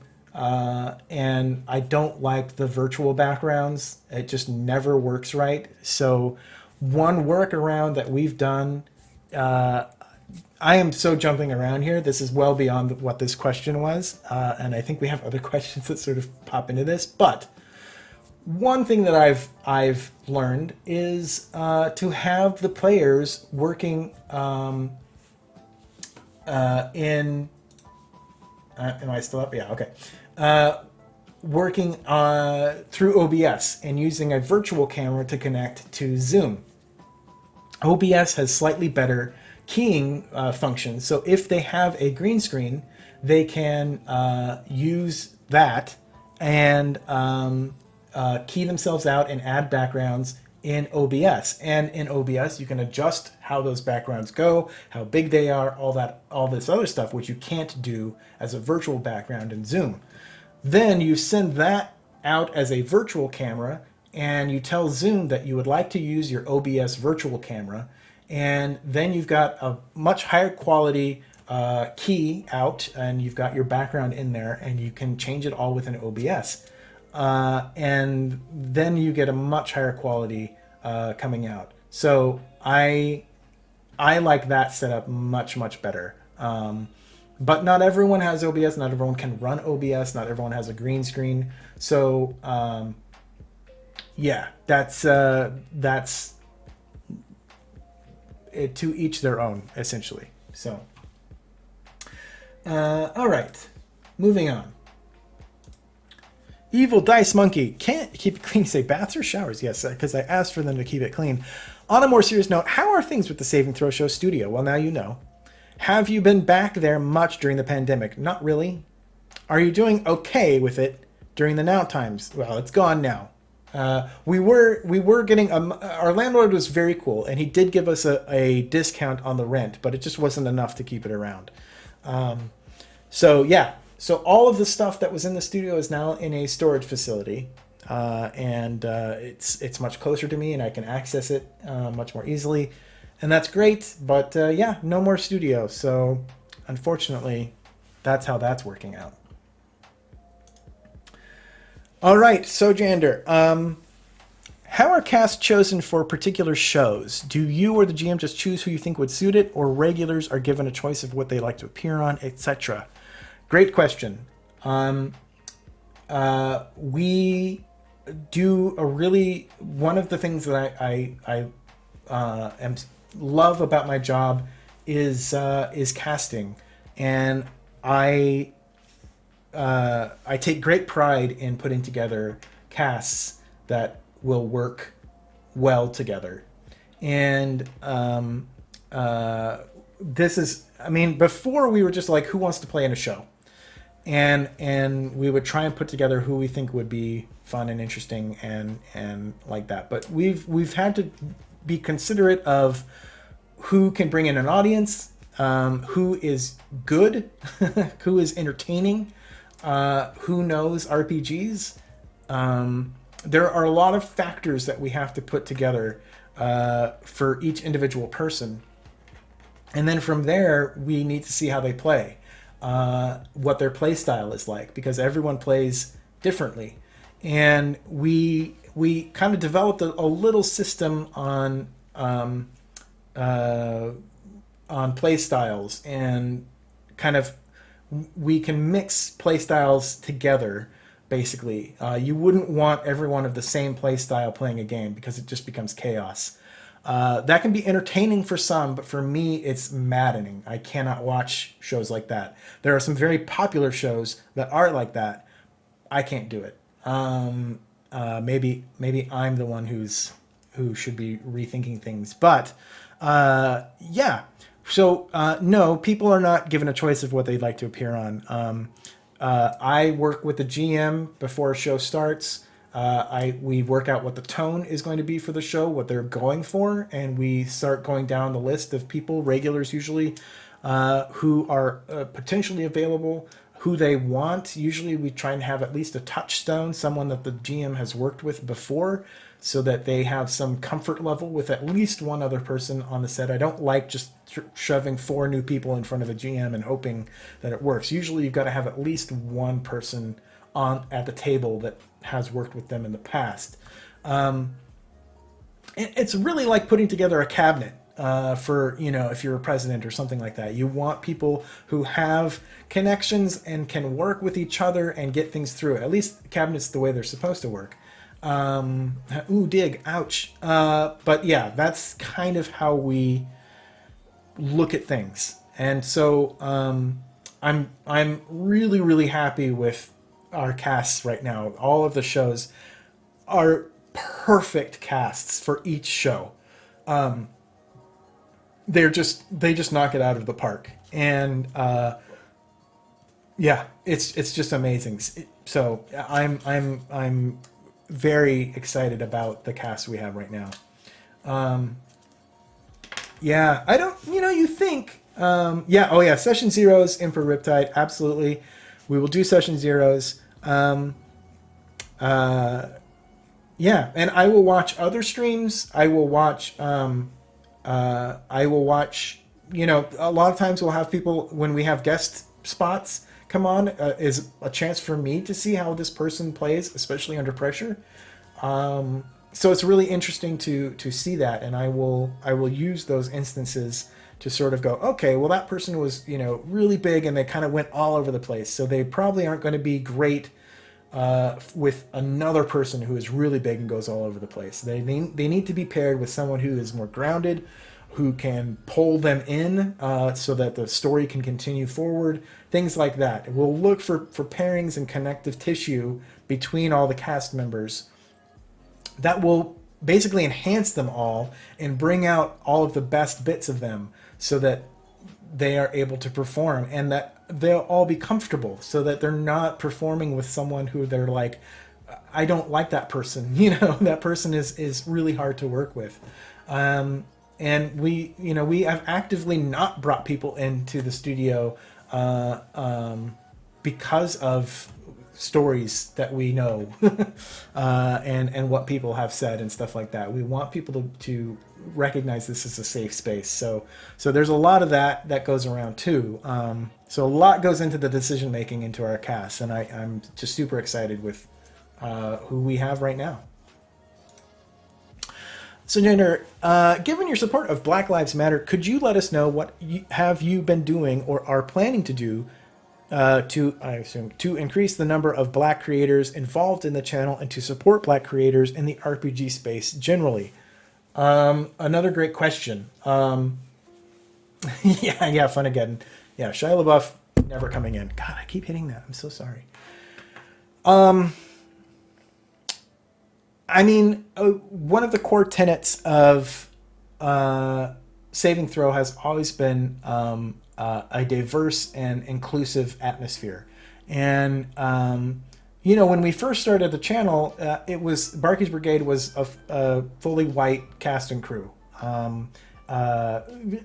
Mason is half Filipino, so that not entirely true. I must state that, but for the most part, white or white presenting, I guess you could say, and that was merely a lack of my knowledge of the subject and a lack of knowing who was out there that I could work with, and a limit of my own social ability. So I've been very excited over the last few years to be able to expand my knowledge of who is around and who wants to play in games and who is able to, and being able to bring in people. And I hope that we can continue to shine lights on new people, new Black creators who are, just killing it in the space, and do more.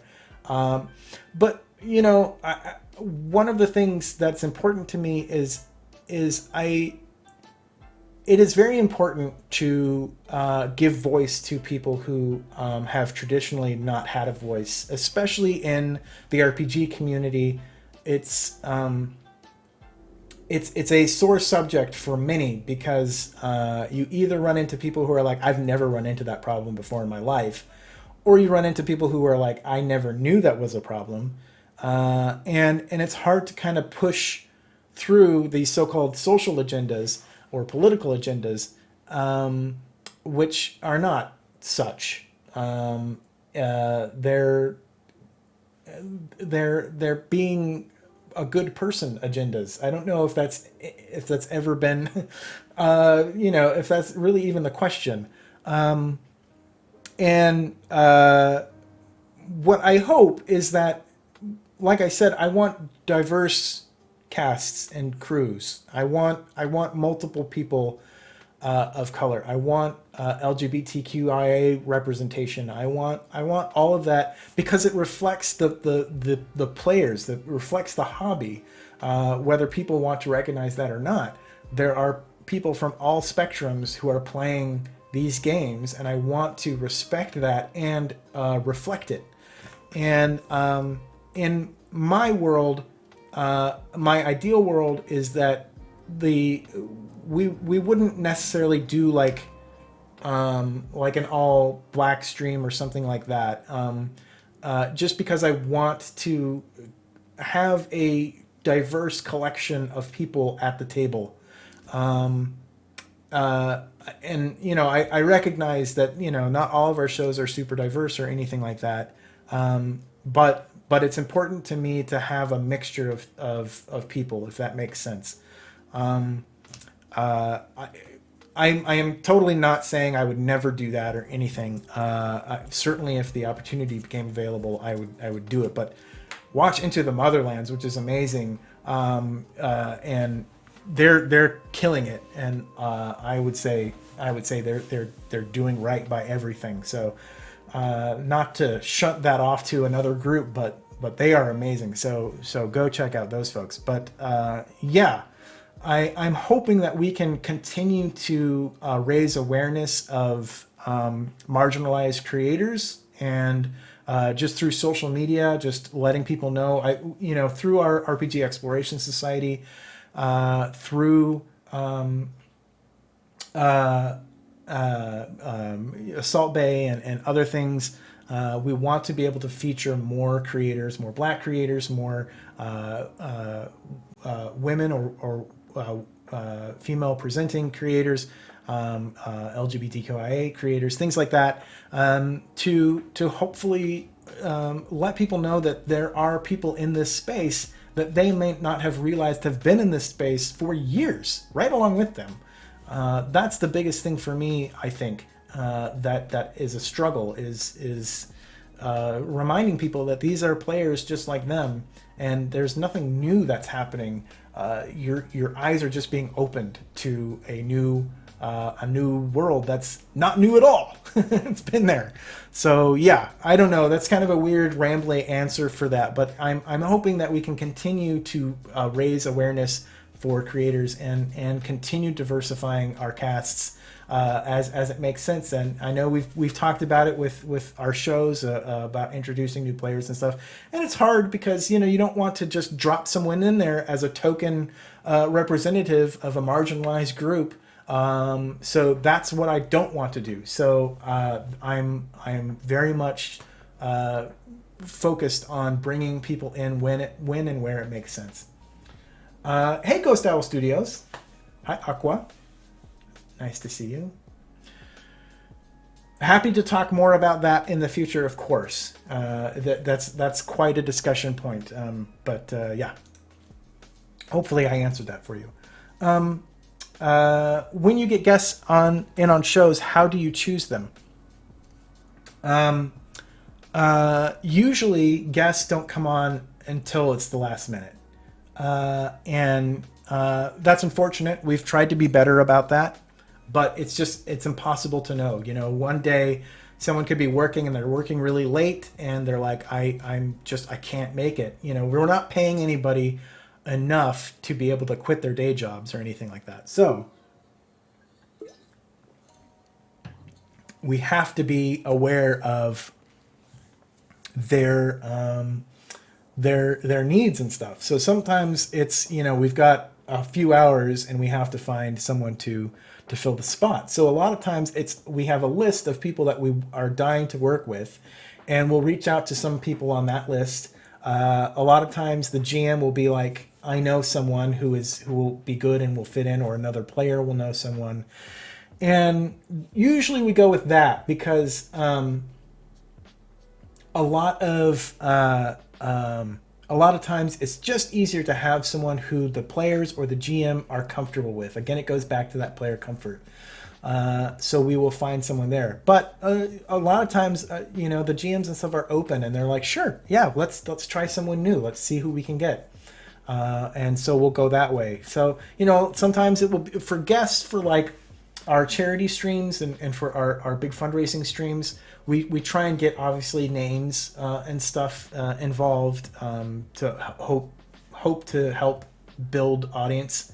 But I've found that really honestly doesn't work super well. It might bring people in the day of, but those people rarely stick around. So I much prefer someone who fits in with our dynamic really well, and hopefully they also have an audience that they can bring in too.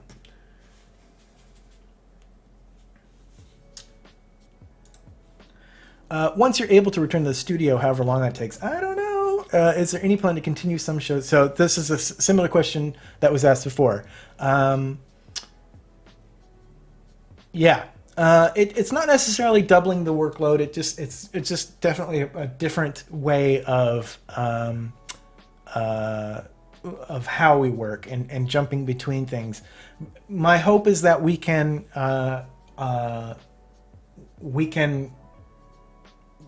make it so that, yes, if someone has disabilities or doesn't live in the city or whatever and can't be in the studio, that we can accommodate them and get them onto the show. Because there's a lot of people that I would love to get onto the show that aren't here or aren't physically able to be here one way or another. And yeah, so my hope is that we can do that in the future. So yeah, working out different ways to bring that to fruition. Why does RPG Exploration Society generally have a different cast each time rather than the same set of people like the campaign shows do? Is it to give opportunities to new people, or it just works out that way? It's to give opportunities to new people. That's exactly what it is.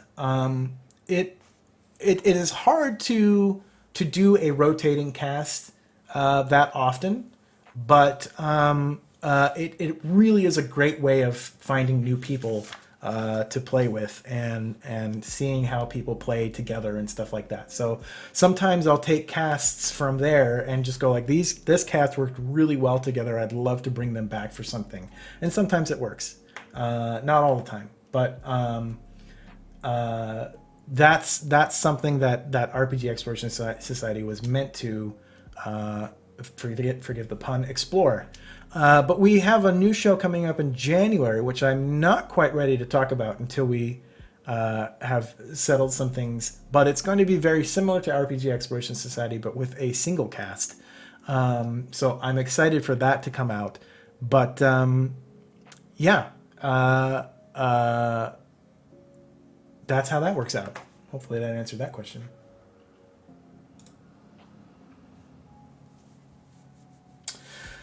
Oh, Terry, any tips on building audience and maintaining your fan base? Oh, man. You know, Terry, this is a great question. I wish that I had a better answer. If I knew building audience Yeah, anime. If I knew how to build the audience, I would be building it more and more and more. Basically, what I've relied on is just good work, producing strong content that people connect with and want to stay and watch, and hopefully will tell people about. This is purely derived from my dad, who ran a gardening business for 40 years or so, and he never advertised. He purely worked from word of mouth. And if he had advertised, he would have made so much more money. But he probably wouldn't have been as happy doing it. So that's kind of how I have perceived things. But I'm trying to throw that newfangled thing, advertising, into things, and just sort of getting the word out other ways. So I try to find where our audience is and try to connect that way. Be it on Reddit, be it on other Twitch channels, be it on social media somewhere, and connecting with them that way. And then to maintain that, thanks Yaml Yaml Yaml for continuing that gift sub. That's awesome. And to maintain that fan base, give them the opportunities to communicate with us. So our Discord, our Twitch chat, our social media accounts, our wiki, all these ways that you can connect with the shows and the channel. By keeping those lines open, I hope that we can continue to tell these stories and build an audience. But obviously, as I was talking about earlier in the show, we've got to find other ways of drawing in an audience, because that only gets you so far. Oh, we're talking when people started. Yeah, I am an '80s kid. I mean, I was born in the '70s, but I am strongly grew up in the '80s. Best practices for OBS. This is such a wide-ended question, Terry. Thank you for asking. Best practices for OBS. Well, I mean, the big thing for me is, and I'm totally not doing. I should be doing this. Is looking at your center. It's just basically camera etiquette. You can break up the frame into 3 tiers essentially, and your eyes should essentially be right at that line of that top tier. That's essentially what you want. You can break it though every now and then once you've established that. So if you're on a Zoom call, if you're are a player in a game, generally having this profile is very it's easy. First of all, it's easy to sort of place you, even if you have a little bit more headroom. It's easy to place you into an overlay, but also you're not too close. I see people who do this and are super close, and then when they're talking, you don't see their mouth and they start getting covered up. I've seen people who are way far back and it looks like they're aloof. But trying to get the camera at eye level is a big thing. So that's what I try to do. Eye level or slightly higher. Mine is slightly higher. It's about 4 inches higher than my eye level right now, and that's the ideal. If you come in too low, you or too high, you have very weird angles, and it gives the impression subconsciously of bad things. Basically, you don't want that. You want to be looking at the camera as if it were a person sitting across from you. One thing that we do with Saving Throw is when we first started doing the Zoom games earlier this year, I wrote up a whole treatise on etiquette, basically, because we wanted to have etiquette for over talking. It's easier again in the studio to prevent over talking because you can see when someone's about to say something or anything like that. But in Zoom, it's much more difficult. So you may see us sometimes taking a little bit longer of a pause because we're waiting to see if that person's going to finish the thought or if someone else is going to jump in. And also camera-wise, where you are in the frame. And we try to support our players by providing them with some of the tech, so green screens and stuff like that, as much as we can. I'd love to get a sponsorship by like a Yeti or Blue microphones or Logitech or something so that we could provide more. But so far those have not panned out as well as I would hope. Getting more people watching the show would help those pan out more. So it all kind of factors in. So I don't know. Hopefully that helps a little bit. I'll try and share. I'll try and share my Auf Wiedersehen, John. Thank you so much. Have a happy holidays. Thank you for watching. I will try and share my treatise on best Zoom practices when I can. Probably with our subscribers and backers on Patreon. Okay.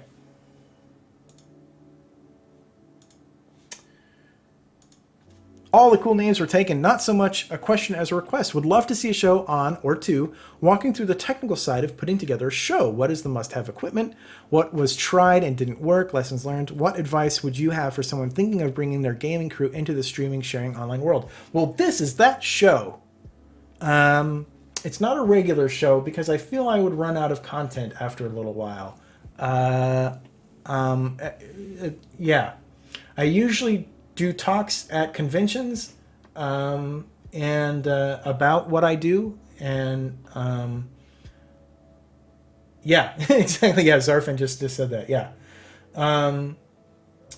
yeah. I usually do these things at conventions and talk about this stuff, but yeah, I answer anyone's questions. If some of you have messaged me before, so but you know that I will, but I have an open door policy when it comes to that stuff. I love helping people get their stuff going. I don't always have time to go in depth and help continually, but I try to give you at least first steps so that you can hopefully get out there. Yeah. The visual guides are cool. The problem with that is that everyone's setup is different. How my desktop is laid out does not necessarily mean that's how your desktop is going to get laid out. And I literally just move things around so that I could actually have. I use an old teleprompter that we had back in the original saving throw days when we were teaching Pathfinder, and I've repurposed it now. So the camera is behind a little plate of glass, and it's a teleprompter, and I have a little monitor here. So this is something I picked up over the summer when I was working at Indiecade, and there was a guy who basically had this so he could have his Zoom window up on the monitor here by the camera. And it would pop up in front of the camera, so you wouldn't see it over there, but I would see it. So I would be looking directly at the Zoom and seeing the people there. And so it helps with connecting rather than having to look at a camera while your Zoom is over here. And then, seeing reactions and stuff, you can have a much better connection. So I was able to sort of make that work a little bit. I'm still tweaking it. Otherwise, I would give you a little bit more of a breakdown. Well, I am trained. I am a trained actor, BSB Care. I am looking at the camera. No one is there. It is a blank screen for me. But I am trained. I am camera trained. But yeah. Yes, we are teaching Pathfinder. It is first edition Pathfinder, just so you know. This was many years ago, but yeah, go check it out. The Saving Throw show is now on YouTube, or has been on YouTube. Yanto7, is it Janto or Yanto? I know I've asked you this before. Anyway, no need to get too technical, but can you explain the wizardry of how Saving Throw manages to do closed captioning of a live stream? I have a vague memory of you mentioning once that it shouldn't work, but does. I think I explained it. earlier, but if I didn't, or you have a more specific question about it, let me know. But otherwise, let me give a brief recap. We use Web Captioner, webcaptioner.com. And if you go to webcaptioner.com, and it works best in Chrome, you can set it up and basically it pulls in whatever microphone is connected to your Chrome. So you might have to go into your settings and make sure that your microphone is chosen, because it usually chooses a default microphone, which is very often the wrong microphone. We often, especially for people who are streamers, a lot of times Chrome uses the default microphone, which is often like a webcam mic or a laptop microphone or something like that. You want to make sure it's using your, pardon the noise, your microphone if you have a separate microphone that in your system. So yeah, make sure that that's working. You essentially hit start captioning and talking to your microphone, and you should see the words pop up like you see them here. From there, there's a icon that allows you to send your captions out. Basically, give a link. So I could send you all a link directly to my captioning page, and you could have a full screen of my captions. Basically, you could watch the captions as they come in.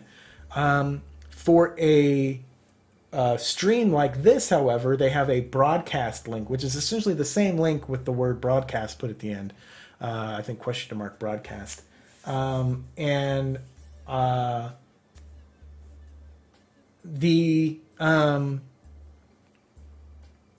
lost my train of thought real quick. So yeah, you can send that to a broadcast application like OBS or vMix or whatever, and you can adjust essentially the look of everything, and it will auto compress to the size of the window that you tell the encoder software, your OBS, whatever, to be. And so I have it set right now at 100 or 800 by 100 is the setting down there. And I've found that as well, it holds 2 lines of text, which is pretty good. And that's what I go with. So you take that broadcast link and you add it as a browser source into your encoding software, and away you go. Yeah.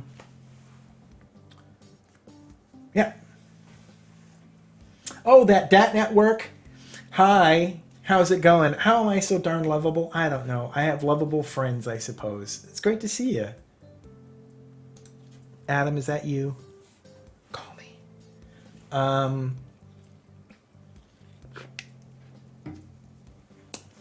Funageddon. I think I just answered this. So, again, Estel Castillo, if you have further questions about the captions, feel free to let me know. I'm happy to answer them. Draconics. What are some software and or hardware that have made streaming high quality TTRPG content doable? How do you go about casting your shows? Okay, I answered the casting stuff earlier, so go back and watch that. Software and hardware that have made streaming. So right now, you're going to be so proud of me, DAT Network. I'm using vMix right now. See, I can do this. I can do this real fun thing. Ooh, whoa, look at that. What up? Oh my God, so cool. Anyway, I'm using vMix right now. vMix it's got a very, very steep learning curve. But it's very powerful in that, and the things that you can sort of attach to it. And I do not know a quarter of it. OBS to me is way more straightforward and can do a lot of cool things and is continually being updated with more cool things. But it has limitations. In a broadcast world, it can't quite keep up with those things. And vMix is a fairly solid platform for streaming. It's used in a lot of professional applications, and the DAT network, I believe, completely uses vMix for all of their shows. You can watch their stuff is awesome, by the way. If you're not watching them, please do, because they're very cool. But yeah, especially from a technical standpoint, if you're if you want to see a very highly cinematic representation, watch their stuff, because it's definitely an inspiration for me. And Adam does awesome work over there, so check it out. But enough of that. I think OBS is just fine for 90% of everything. Once you feel like you've conquered OBS, then you can look. I do this professionally as well. I do technical direction and stuff like that. So I am always trying to learn new tools. So I've learned TriCaster, vMix, Wirecast, and other streaming solutions. So I've had a lot of time to sort of get used to these types of things, and I'm always trying to check them out, but and learn them. But sometimes it's hard with a regular streaming schedule to get that off the ground. But yeah, I would say OBS is just great. I really like this new Elgato Wave 3 microphone. I typically use a Rode NT1A microphone, which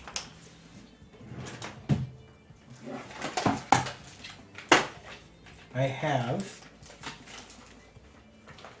So this is the microphone we used in the studio, and up until recently, this is the microphone I used here. And usually, in the studio, they were hanging just above us, out of frame, usually right there. And we had one on each side of the table, and then we used a boom mic for the GM. That's a Rode NT1A.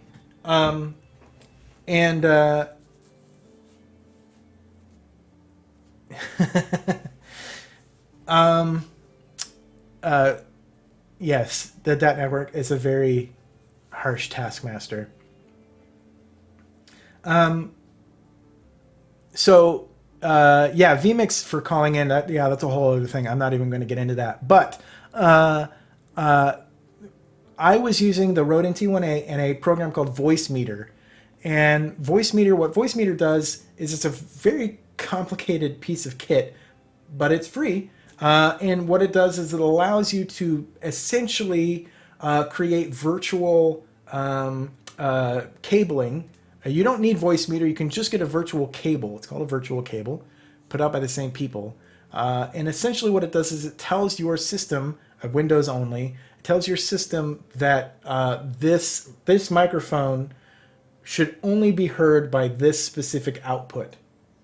And you can essentially adjust all of your stuff. So your Spotify playlist can be only heard by this specific it's its own audio stream. So instead of having a large system-wide sound source that you can only adjust one way, you can have multiple things that are coming in different ways and heard different ways, and can be adjusted individually. So I was using the Voicemeeter at first. Voicemeeter is not easy to learn, and it's very complicated to get right, and when it goes wrong, it can really mess things up. This Wave 3, however, if you're familiar with the Go XLR, it's very similar to the Go XLR in that it has a software solution for that. So it basically has really prettified Voicemeeter, and it allows you to do that. So I can play music through my Wave software, and I can adjust the volume of that up and down, and my microphone stays the same because it's a different source, essentially. So, and then in my software, in my encoding software, I can choose different sources so that I can cut that audio down and bring another audio up. This is why it's super important for like the Skype NDI or the OBS Ninja to have separate audio sources, is because whenever you have too many things in one audio source, it's much more complicated to adjust audio without adjusting everybody. And that's in the studio, that's one of the big problems that we have that we can actually solve virtually. So anyway, I really like the Elgato Wave 3. It's super handy. you don't really need that. If you're just a player, you don't really need all that stuff. But if you're like a GM or something and you want to be playing music and stuff, or you are the person who is doing the encoding like I usually am, having the ability to separate all of those things is really nice to have on a stream. Really makes things super clear. But you also have to know sometimes when to mute your microphone. I've learned that the hard way many times. So I don't know. Hopefully that helps a little bit. There's a lot of stuff. I could tell you webcams, Logitech C920 is the gold standard for webcams, but there are great webcams. Eric uses the Brio, I believe. I'm using one of our old studio cams, the Blackmagic Micro Studio Camera 4K. This is not in 4K. This is in 1080 HD, but I'm using that because it's a much higher quality camera. But it also needs more light to function right. But it's a much clearer vision. So anyway, it's also way more expensive than a Logitech. So get what works. All I say is get a relatively nice microphone. What I always say is oh yeah, so Jander, sorry I answered your questions. I would give you a quick recap, but I'm already running. This has been going on for like 2 hours. I have so many other things to do, so many more questions to answer. I'm going to try and go quick through the rest of these. But I always recommend to get a good microphone first because sound is going to be way more important than visuals. If you don't believe me, watch Arcadum on Twitch. That has nothing but audio. There's no cameras. It's a Roll20. It's only got audio, and they've got like 4,000 people watching them play D&D. So yeah, that's how important audio is. Okay. DBG, I remember you got a new PC for streaming a few months ago. What are the new PC specs, and how long did it take to get all the streaming software installed and configured on it? The new PC is a Ryzen 9 with 32 gigs of RAM and a bunch of hard drive space. And I've got I think I have a 1070 GTX 1070 in there. I did not opt to go for super high quality, and then the 3070 I think came out about a month after I put the computer together. But it's not a gaming computer really. It's just a streaming computer. It's overkill for streaming, but I need it for editing and Photoshop and stuff like that. So I needed a beefy computer to handle that stuff. But yeah, only 32. I mean, hey, I could put a lot more in here. I'm just saying. But Microsoft Windows can only use a certain amount, so at some point I'm just throwing money away. Okay. How does the process of selecting show sponsors work? Do sponsors typically reach out to Twitch streamers, or do the Twitch streamers typically reach out to different potential sponsors? And do sponsor agreements typically have a fixed time period, like X number of months? That's a great question. Let me tell you a little bit. I'll open the door a little bit into, I gotta be careful here. Not really careful. I don't like have NDAs necessarily, but I don't want to give away too many secrets that may not need to be told, but I don't think there's any. Anyway, sometimes people reach out to us, but most of the time we're reaching out to them.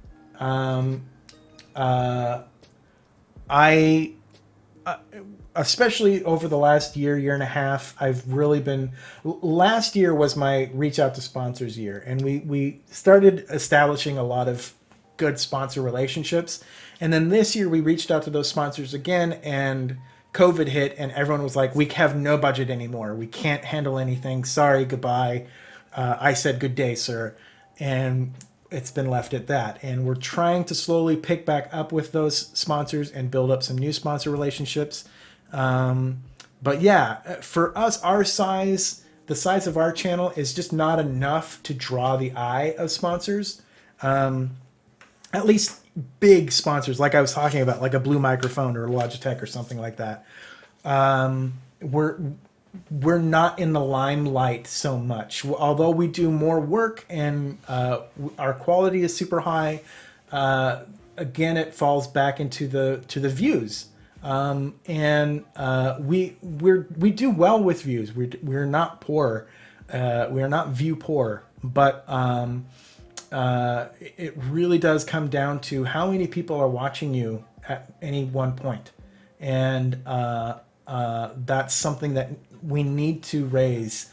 We need to get higher numbers so that we can start having an effect with sponsors and with Twitch itself. Yeah, but Paizo did sponsor us for Starfinder briefly. That was a thing. So,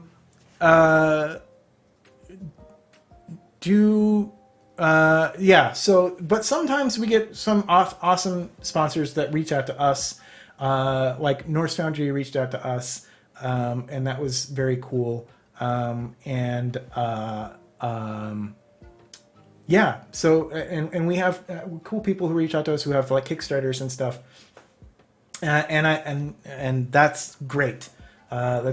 It's really awesome when people reach out to us, but sometimes it's like, it can be hard sometimes because you're just like, well, but I really want to get these people because I know that they can get a big reach and they have cool products and stuff. But these people reached out to me already and they're on board now and they love our stuff. And so you kind of have that, weighing of who's going to be a better sponsor. And usually I try and go with the sponsors who believe in our channel, who reflect our values, and can do what we want them to do. That's usually what I try and go with, but sometimes that means that they're a sponsor that's really small. And so, we're not getting a whole lot out of them. Like they're not giving us money necessarily. And a lot of times, most of our sponsors, I will say, do not directly give us money. It's more of an in-kind sponsorship of sorts. So there you go.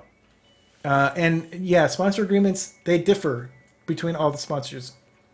Some sponsors we have an actual contract with, others we don't. And it's just a handshake agreement, essentially, of what's going on. But it's still the Wild West of RPG streaming out here. Anybody who's not Critical Role, essentially, is probably dealing with things individually as they go. So, yeah, it's interesting. Does Twitch get any percentage of donations made to a channel, or are donations handled entirely outside of Twitch? Bits, if it's a bit, then Twitch gets a percentage of that, but not the percentage that you give the channel, if that makes sense. So if you tip us 300 bits, we get $3, but you paid more for those bits than they are worth, and Twitch takes that chunk off the top. So if I remember how that's working correctly, someone can chime in here if I'm wrong about bits. But in terms of cash tips, they do not take a portion of that. PayPal does, but Twitch does not, because it's not going through Twitch's system at all. So there you go. Riptide. I'm doing okay. Yeah, we're hanging in there. We all want to be back together and we want to be hanging out together. It's been really hard for all of us, and as you as well. I'm sure it is not easy being apart from people, and I get that a lot of people want to take risks and believe that they're taking calculated risks amongst this pandemic, but it is not.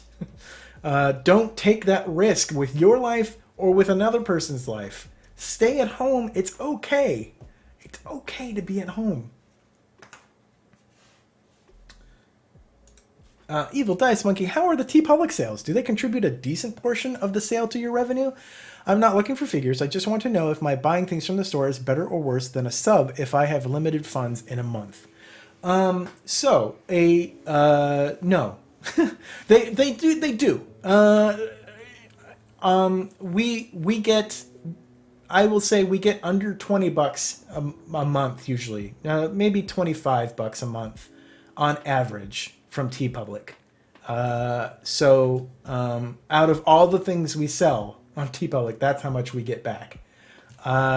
So if we were selling a whole lot of stuff, that would be a significant portion. But typically subs are better because they carry over month to month to month. It's much more stable. I can count on that money. And so that's something. Yeah, Debt Network, it's hard because I don't have any numbers to compare it to, so I'm just like going off of what I know.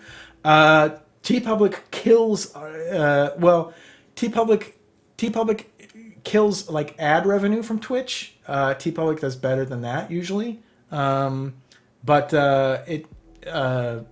like our ad revenue on YouTube is much better than the ad revenue we get on Twitch, but we also have way more content on YouTube than we do on Twitch, so that helps that. But YouTube is not our biggest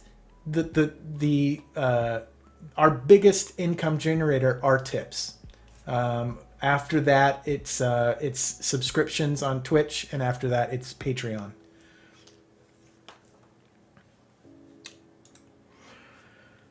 Janto 7. What's the best way fans of the channel can get out the word about saving throw shows besides just telling friends? Do you have any sense of what works and what doesn't work? Tweets, Twitch clips, Facebook. Personal accounts, things that you personally enjoyed and why you enjoyed them are great. Basically, people want to know why you like it. If you are just... Because think about it. If someone keeps telling you, oh, you got to watch The Mandalorian, you got to watch The Mandalorian, you got to watch The Mandalorian, but you had never seen Star Wars, you have no idea what The Mandalorian is, you're going to start tuning that person out because what they are referencing has no effect on you. If you keep telling people, you got to watch Saving Throw, you got to watch Saving Throw, you got to watch Saving Throw, that means nothing, especially to people who have no idea what a streamed RPG is. They don't even know what the words saving throw put together are. So you have to have a personal connection to it. Why do you watch this show? What makes it unique to you? Because your friends know you, and they're going to be like, oh, Yanto7 watches this show, and they said that this was really funny, or they cried at this moment, or this was an excellent example of these rules, or something like that. They can connect it better that way, and they can connect to our stuff better because they have something, a sphere to sort of guide their vision in that way. That's one of the hardest things that we do when we're trying to promote the show is how do we reach a new audience, new people who don't know RPGs, or people who don't know what Savage Worlds is, or people who don't think that there are any RPGs beyond D&D or whatever. And sometimes it takes explanation to go, this is what it is.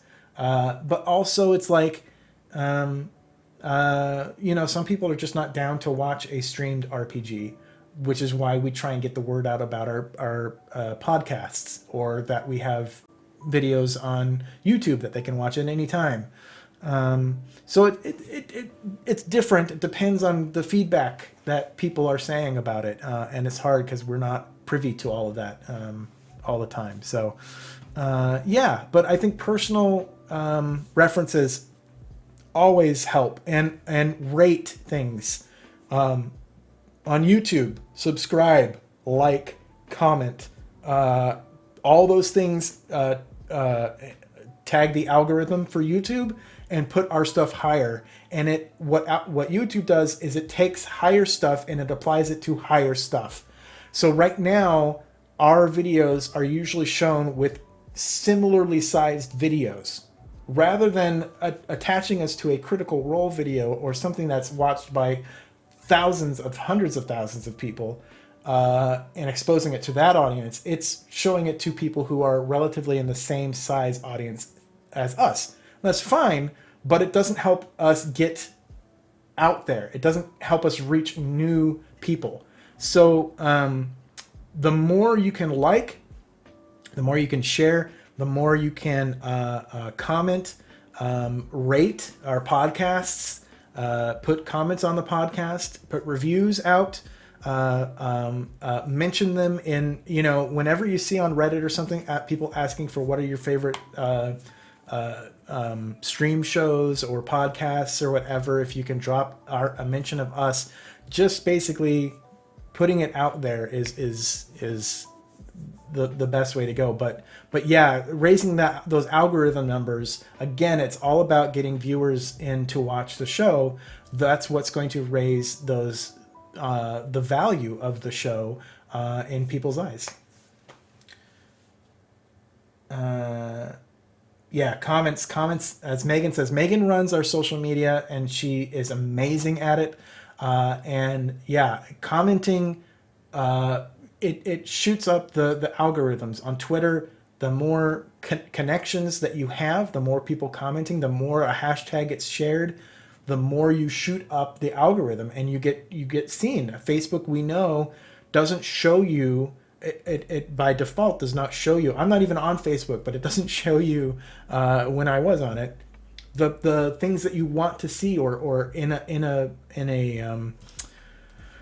time that you want to see them. It only shows what is trending basically amongst your friends, and so getting things commented on and shared and stuff through social media is a big boost as well. The more people that share that, the better. I can see direct numbers from when we have some people from our cast who have bigger fan bases than we have as a channel. When they share stuff, we see much higher viewers than we do when we just share it alone. And now you might say, well, I only have a few friends on Facebook or something like that. I don't have 20,000 friends or whatever. But it goes exponentially beyond that, because when you start sharing stuff, your friends will share it, their friends will share it, and it eventually will hit those numbers that it needs. It just needs to get out there, and having that personal connection really entices people to want to see why you are interested in that. So there you go. Yes, Queen, you dropped this. Any advice about how to break into online RPG streaming if you don't live in LA and don't look like 99% of the people on Twitch? Well, first of all, two answers. You do not have to live in LA to break into our online RPG streaming, and you don't have to look like anybody to do it. I think it's less comprised of looks and more comprised of charisma. This is why I always tell people when they're building D&D characters, charisma does not mean looks. Just because you have an 18 charisma does not mean that you are handsome as hell. You're confident. So be confident.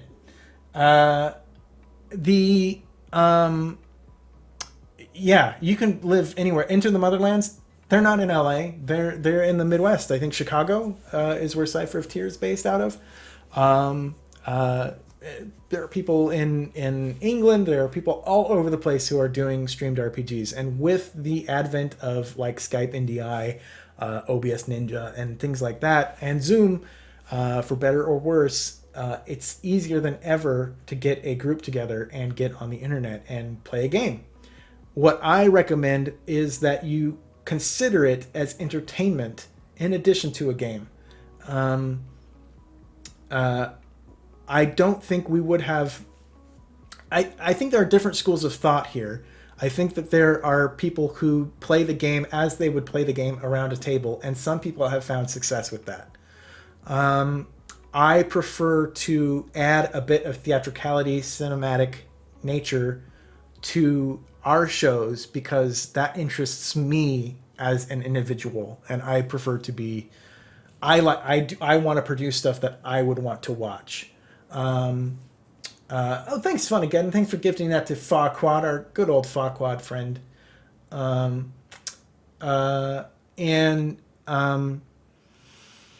Yeah, think of it as a show. So think of it how that audience is going to connect with you, and that's what's really going to be key in your show, and making it, successful. You have to also determine what is the success going to look for you. What are you going to do? I mean, if I was out here going, okay, I need this amount of money to make this successful, I would still be working a day job and everything. I'm nowhere near where I was when I was working a day job. I am barely above poverty level right now. So I am happy for the opportunities that I've had. But if I was here for the money, I wouldn't be here. That's not to say that you can't get it, but it's a hard road. And if you don't know the upper echelon of RPG stars, and can get them on your channel regularly, then it's going to be really hard to build that audience from the beginning. But not impossible. Having a unique way of playing, a unique system, I think it's extra difficult to.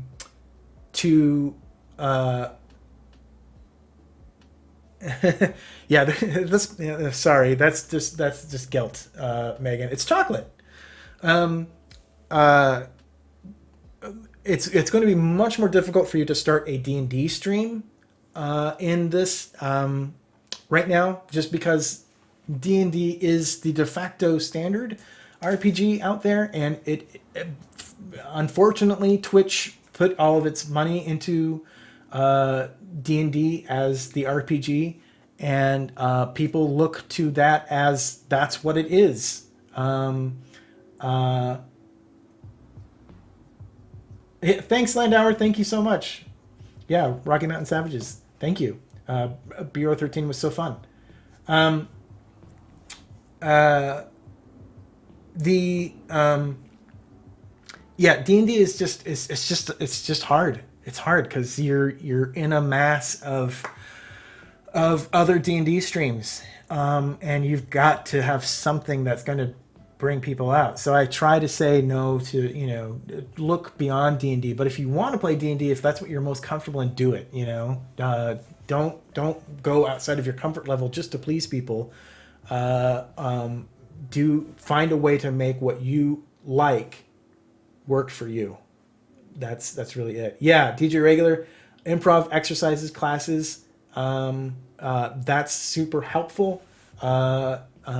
And just getting a team together that you are comfortable playing with, and that works well together. And like we said with casting, you have to consider the personalities and the play styles of everyone who's playing, and find that mix that's going to work well together. It's not enough to just be like, we've got a cleric, a fighter, a wizard, and a rogue, so we've got our bases covered. That's not going to do it. You have to be looking at the actual player and what they're going to bring to things. Because if the cleric is constantly trying to undermine the party, it doesn't matter that they're the cleric. That player is completely trying to subvert what's going on, and is misreading the tone of the show, and is not allowing the rogue to do what they wanted to do, things like that. So you want to be able to have that, you want to be able to play and have that feel around the table, and your audience is going to pick up on stuff sometimes faster than you will. So be aware of that. I hope that helps a little bit. Yeah, it is not fun. So Jander, you said it. What does pre-stream look like? How early do the hosts and players log on? Do you do tech checks? And do the players and hosts monitor the stream during the game? Pre-stream in the studio was much different than pre-stream now. So pre-stream in the studio, people would show up about a half hour before, sometimes an hour or more. Like I said, with wildcards, we would eat dinner together and stuff like that. So sometimes we were there a couple hours before the stream. But also we had a lot of costuming and stuff like that. So we were all constantly getting ready and getting prepared. It was like going to a show and doing your pre-show.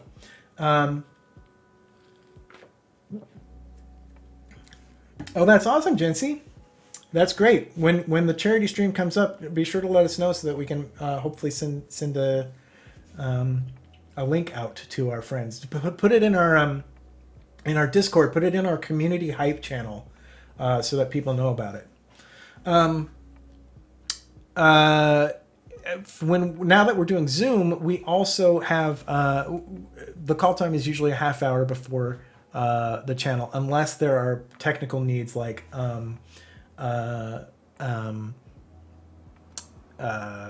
that we have to work out, like using a new system like vMix or something like that I want to test out and make sure it's working right.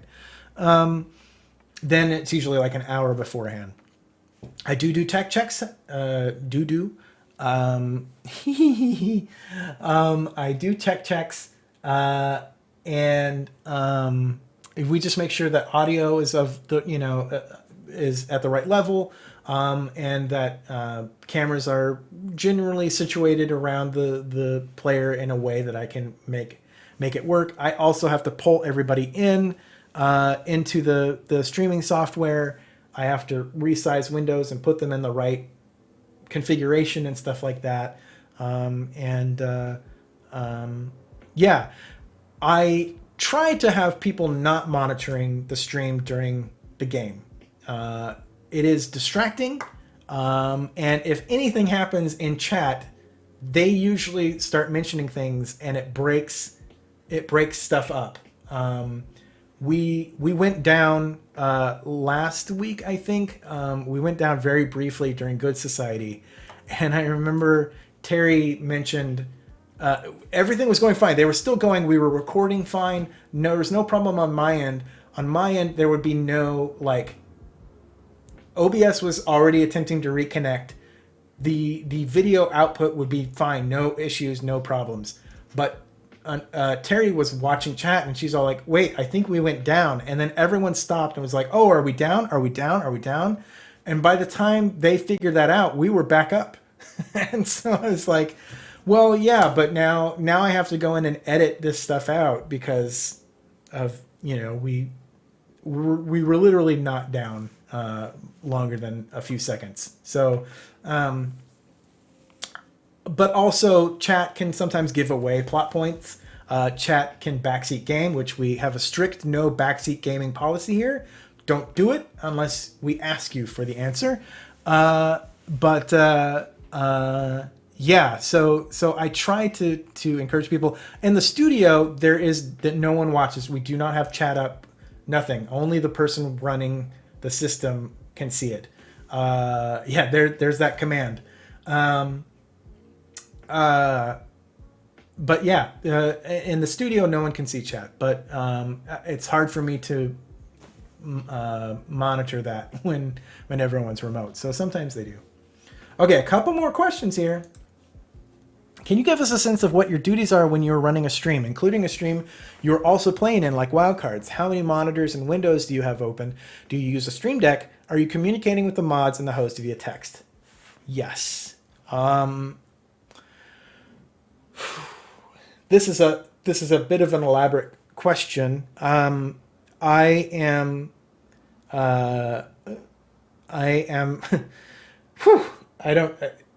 I meant to sort of go through and write down kind of all the things that I do. Obviously, my studio tasks are different from my at-home tasks. My studio tasks, there's a lot more.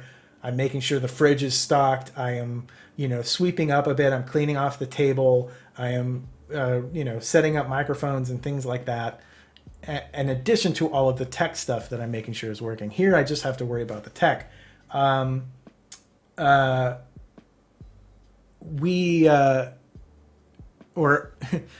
royal we. I make sure I'm monitoring everything. I am doing all of this camera switching, so all the scene switching. I am doing that. Sometimes I will say Eric has taken control of some streams sometimes, and I can't thank him enough. But when I've had trouble, like if I have trouble getting on the internet or I have to be away or something like that, Eric has been able to control things on his end because he's amazing and he's a great technical director in his own right. But usually for almost all the streams, I am running everything. So I am also bringing in the audio. I'm bringing in the music. I am making sure levels are all good. I am bringing in all the zoom. I'm bringing in all the windows, like I said before. I have 2 monitors. I have a third that goes to my teleprompter up here, but that's currently not on. I'm not using that.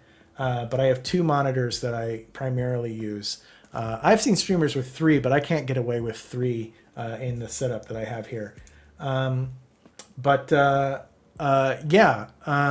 I am talking to the mods. We have a couple of communication docs that we use, and we use Discord. There's a mods channel on the Discord, so I'll be talking to DJ Regular or Simi David or Farquad or BSB Care, and just making sure that they know what I'm going to do for that session. I try and tell them before it happens, not all the time, just so that they're clear. For something like wildcards, I rely on the mods very heavily to administer a lot of things. So when I'm running a stream, when donations, tips come in, subs come in, I am updating usually all of the documents and stuff, and I'm letting the cast know things that got unlocked and all of that other stuff. But I've been helped out tremendously by the mods who take a lot of that responsibility off my plate, and especially for wildcards, they do all of it. I only do the actual camera switching during wildcards and any tech, troubleshooting that needs to happen. But the mods take care of all of the tips and answering chat questions and things like that. I try to stay out of chat as much as possible during wildcards. But it's impossible for me not to watch chat because I have to know if something goes wrong, people can not hear someone or something like that. I need to have it up. But I'm in constant communications. I do have a Stream Deck. I have not used it since we moved away from the studio. It just hasn't become as necessary, but I'm trying to get it set up with vMix so that it would make vMix much simpler to use for me. But it's also very helpful for like voice mods and things like that. But I really love my Stream Deck. Okay, last submitted question, and then I'll take some time to answer just random Q&A stuff from you folks in chat. There is, if you're watching this via chat or via Twitch, there is a question panel in our little panel below the window. I don't know how it works. So if someone wants, don't all submit to it at once, but if someone wants to just submit one question there, and I'll see what happens. I don't know. Just let me know if you've done it, and I will try and figure out where that went. But anyway, last pre-submitted question. What happens when a broadcast ends? Do hosts and players stick around to give feedback or hang out? When we were in the studio, yes, a lot of times people would hang out and we would talk and stuff like that. It was never always a strict like feedback session, but a lot of times it was just let's hang out and chat a little bit, if we have time. But because our shows started late and ended late, a lot of times it's just like, see you later, I gotta go.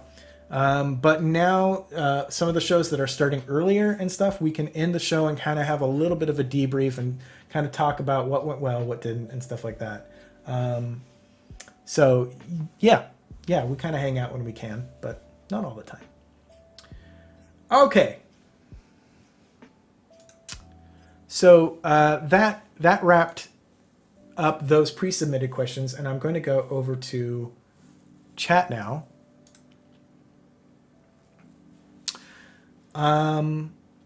I thought it would pop up on here, but I think it won't pop up on here because I don't have it set up as an input because it wasn't an input that I could choose. So you attempted to ask a question. Okay, well, Let me see if I can get it up on.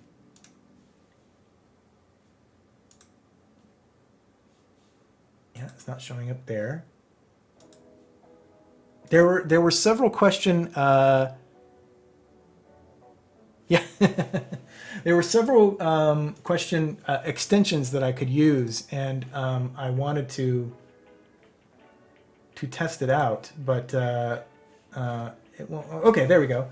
Did this work? Yes, it worked. Okay, I answered that question.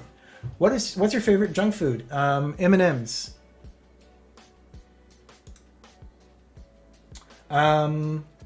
What are you planning to play? RPG or video game or binge watch during the break? I don't have a break like other people have. And I certainly don't have time to play a video game.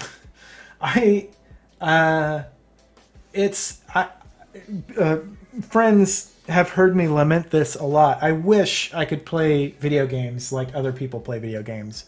But because I work all day and then I do this putting together streams, and then at night I am running those streams, I have very little time for socialization, and so I usually take that time to hang out with my girlfriend because she works during the days, and otherwise we just don't get a chance to see each other. So yeah, that's that.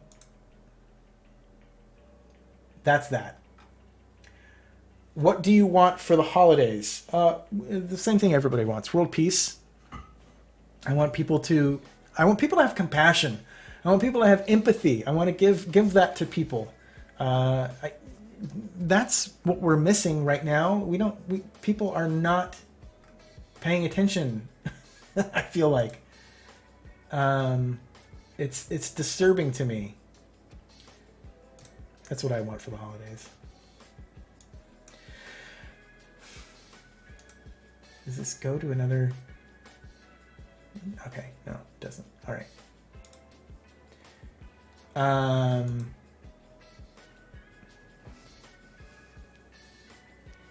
Fundraiser for find more Dom time. Yeah. So there are a lot of cool things that I want to be working on in the new year. A lot of cool ideas that we have. Thomas W.D. Young, thank you coming on in here. 42 months at tier 2. Thank you so much. Thank you for resubscribing and joining us again. I have we've been talking a lot about shows that we can do, and shows that we can do both remotely and ones that we can do once we get back into a studio. I would really, really love to do our trivia show, Advanced Lord of the Potter Wars Trivia. I really want to do that show for realsies, but I don't. Right now, it's a bit of a haul to do it both technically and just getting the cast and stuff put together, and how I want to work that out with you all. Because I want you to be connected to that show as well. Brado262, welcome. Or Brado262, welcome on in. What genre do you want to play? Let's see. What genre do you want to play as a short run campaign or one shot? I would love to do another superhero game. That would be great. I didn't say anything about Deep. Well, we did talk a little bit about Starfinder, but I didn't talk anything about Deepwater Deep. To answer your question, anyone, superheroes would be awesome, but I will play just about anything. What do you want? What's your question about Deepwater Deep? And I will try and answer that. I only started watching Wildcards recently. Pirates of Salt Bay was my entry drug. Oh yeah. Great. Well, I'm glad that you're watching more shows on the channel. That's what we love to see. Sometimes we get audiences who are encapsulated within shows, and that's perfectly fine. It's a lot of stuff to watch, especially on just one channel. But I do hope that sometimes you can go outside of that and watch some other shows that we have on the channel, because I love everything that we do here.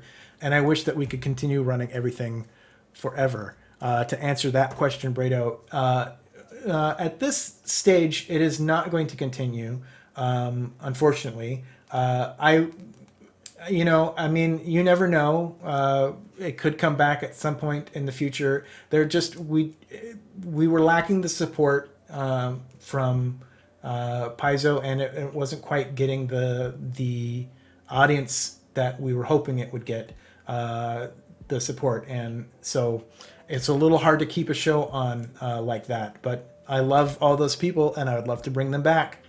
But unless we get a huge influx of free money, I can't bring that back, unfortunately.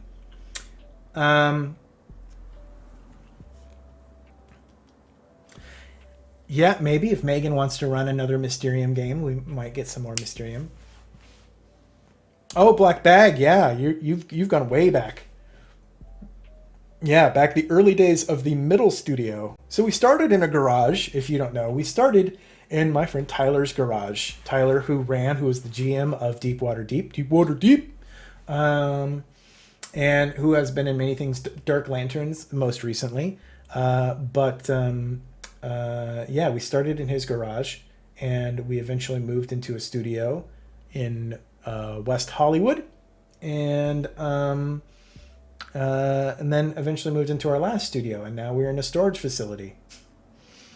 That's not where I am now. This is a very well lit storage facility, if it were. Yes, the chronic pooping that plagued Black Bag in its early days.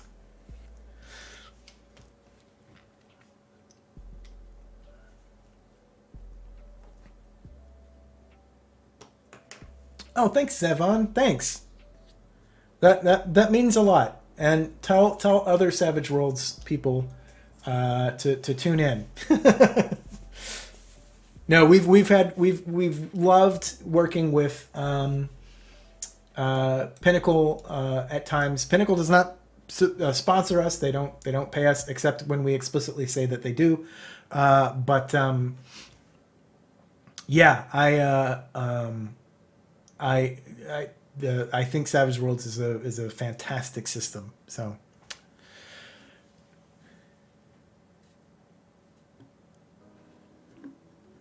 Yes, you have, Vampire.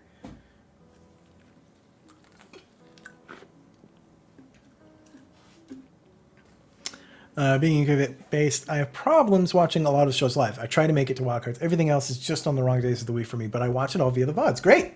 Please do. Continue to watch it via the VODs. That's awesome. VOD watching is just as good, as far as I'm concerned. Yeah, so thank you for doing that. But yeah, I understand. Yeah, it's hard.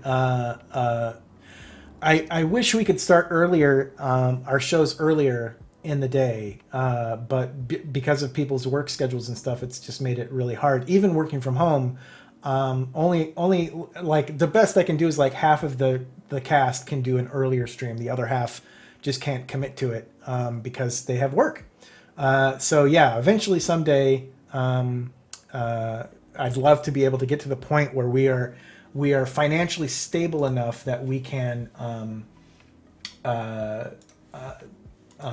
pay people enough that they can do this as a living, and we can hopefully go from there. But we are not quite at that point yet. So hopefully soon. Let's see. Bye, Fuckwad. Oh, I got to read the manual. It's not a proficiency check without reading the manual. Here's one quick manual read. Speaking of saving through Savage Worlds. Oh, harder to kill. Okay.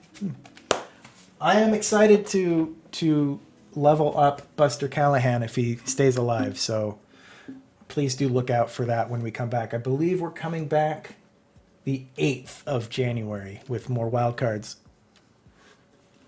Any new systems or settings we as chat can know about? I will say that the new show that's coming up will be a bunch of different systems. As yet I cannot talk about which systems they will be. No, we're still talking about what we're going to do on Salt Bay, so I can't reveal that yet. Otherwise, no, we are sticking with Overarms when New Pantheon comes back for the second half of their first season on January 3rd. They are playing in the Overarms RPG setting system, which has been amazing.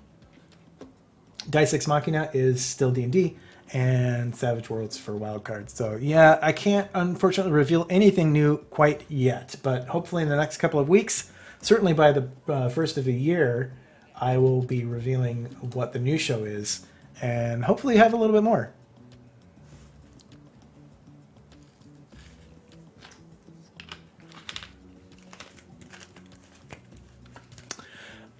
Megan and I have to talk about that. But I believe the 8th is going to be the season start, not the session 0 start. 1 or 2 seasons of wildcards next year. I don't know. We'll see. I don't see it ending necessarily. It's all timed out to how many shows we can fit in. So yeah, I don't see any reason why we wouldn't do at least 2 seasons of wildcards next year.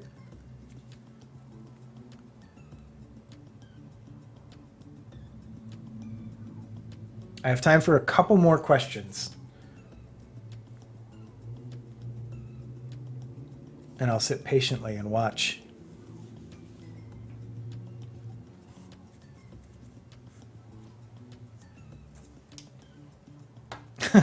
Megan, that was already asked. I am doing okay. My throat's a little scratchy now because I've been talking for 3 hours, but I'm doing great. Thank you for asking. I believe something from Trader Joe's is for dinner. I think I have a Trader Joe's salad or burrito or something that I'm going to eat. So I do like pineapple on pizza, but it's got to be very specific. Like, I don't like pineapple and other things on the pizza. I will eat pepperoni and pineapple, but it's like if I get like green peppers and stuff, like I don't like pepperoni mixed with green peppers. So yeah. So Harold, I will say Harold is not my my dog. He was my roommate's dog, my old roommate. I did get to see him about 3 weeks ago or so, and happiest day of my life, honestly.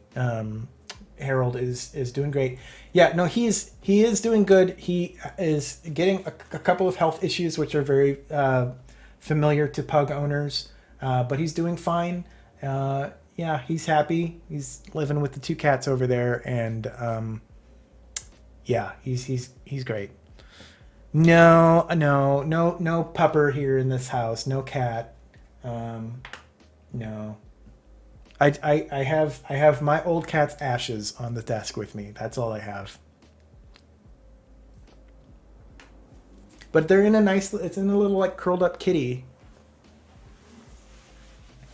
How many people are on the team generally? On which team? On for streams? Yeah, so I mean, we have 5 people generally are playing. So we have a GM and 4 players, and then me behind the scenes. That's usually what it is. And Megan does our social media. So she's doing a bunch of stuff between all the shows. And occasionally we have a separate producer, but usually we have like a player producer. So the same person, like Eric, produces New Pantheon and Salt Bay for us. And so he does a little bit of extra work there. But yeah, that's the team. Yeah, someday we'll have more, and the mods in chat, of course, absolutely. Yeah, the mods in chat are always killing it, but yeah.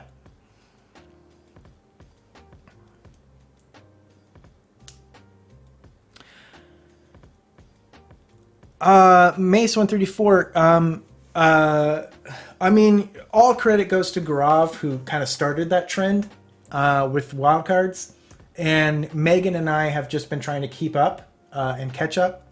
and learn from the master and do what we can. And Megan's really picked up that torch and done phenomenal work on the intros to New Pantheon and Wildcards this season, Mysterium and all the interludes and stuff like that. She's been killing it. I don't know. I think it's because we have a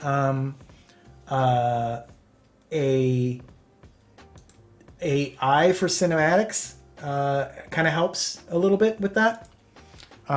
So yeah. Oh crap. So I lost what I lost your question, DJ Regular, or your comment anyway. But thank you.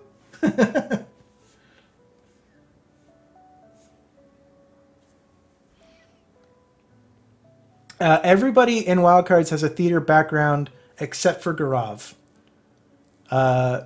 More comment than question. Thank you. Let me answer this one really quick. Thank you. Oh, thank you. Yeah, going through it. Thank you. Well, yeah. I mean, I can't even begin to describe what having Saving Throw and having you all here has meant to me and kept me going through all of this and kept me focused on something that was putting some good out in the world. Thank you for coming along and supporting us on this journey. And yeah, literally all of you, you're amazing.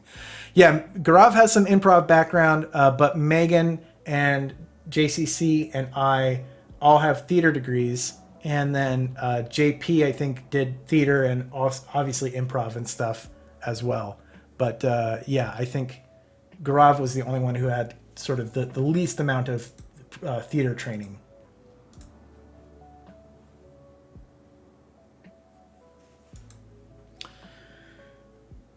Okay, it's 5 o'clock. Oh,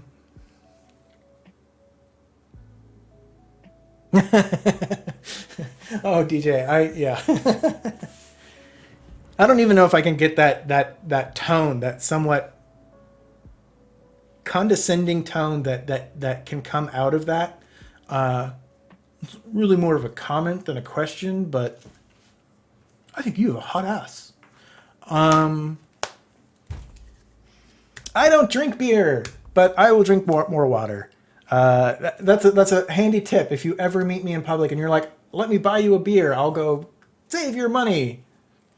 So yeah, there you go. Thank you, everybody who came out and to join me for this. It was an excellent turnout. We hit our goal. So Nega Oryx will be GMing for us next year, a Jurassic Park themed RPG of some sort. I am excited to see what that brings. Who knows? I always am able to answer your questions. If you have questions about the sub stuff, head to our Discord. We have a channel specifically for Twitch FAQ stuff, and I have pinned what subs can do to that channel. So if you have questions about what you're able to do as a sub, go ahead and check that out. You can send me messages on Discord. You can send me messages on social. You can whisper me here on Twitch. Over the next few weeks, we're going to try to do whatever we can to raise awareness of the channel before we start new seasons and continuing seasons and new shows in January. So I hope that you can continue to join us, maintain that subscription, maintain your following of the channel, and go through and rate and like and comment and subscribe, all that stuff. Thank you, RJ Connect, for that $10. Very much appreciated. Yeah, I thank you all so much. You've made this year absolutely worth living through. And I cannot thank you enough for being a support and as enthusiastic as you all have been. So thank you, and I can't wait to start 2021 with you and get going on all sorts of new projects. So thank you for following us on this journey for the last 6 years. Literally December 22nd was our first YouTube video posting. So we have literally been December 22nd, I believe, 2013. Yeah, 2013. So it's been 7 years, I think, since we first posted a video on YouTube as Saving Throw. So thank you all so much. And I think we're going to try to raid Penny Arcade, I think, right? Why not? Yeah, let's help those Penny Arcade folks out. So prepare your shields, and I will send us over there. But until then, I will see you in the new year. Take care, be safe, wear your mask, Black Lives Matter, and bye-bye.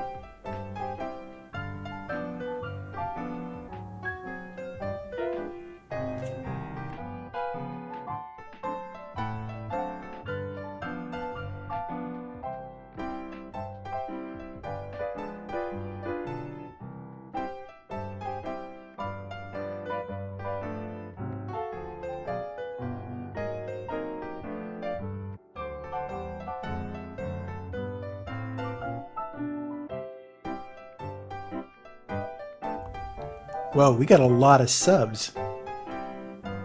Thank you, everybody.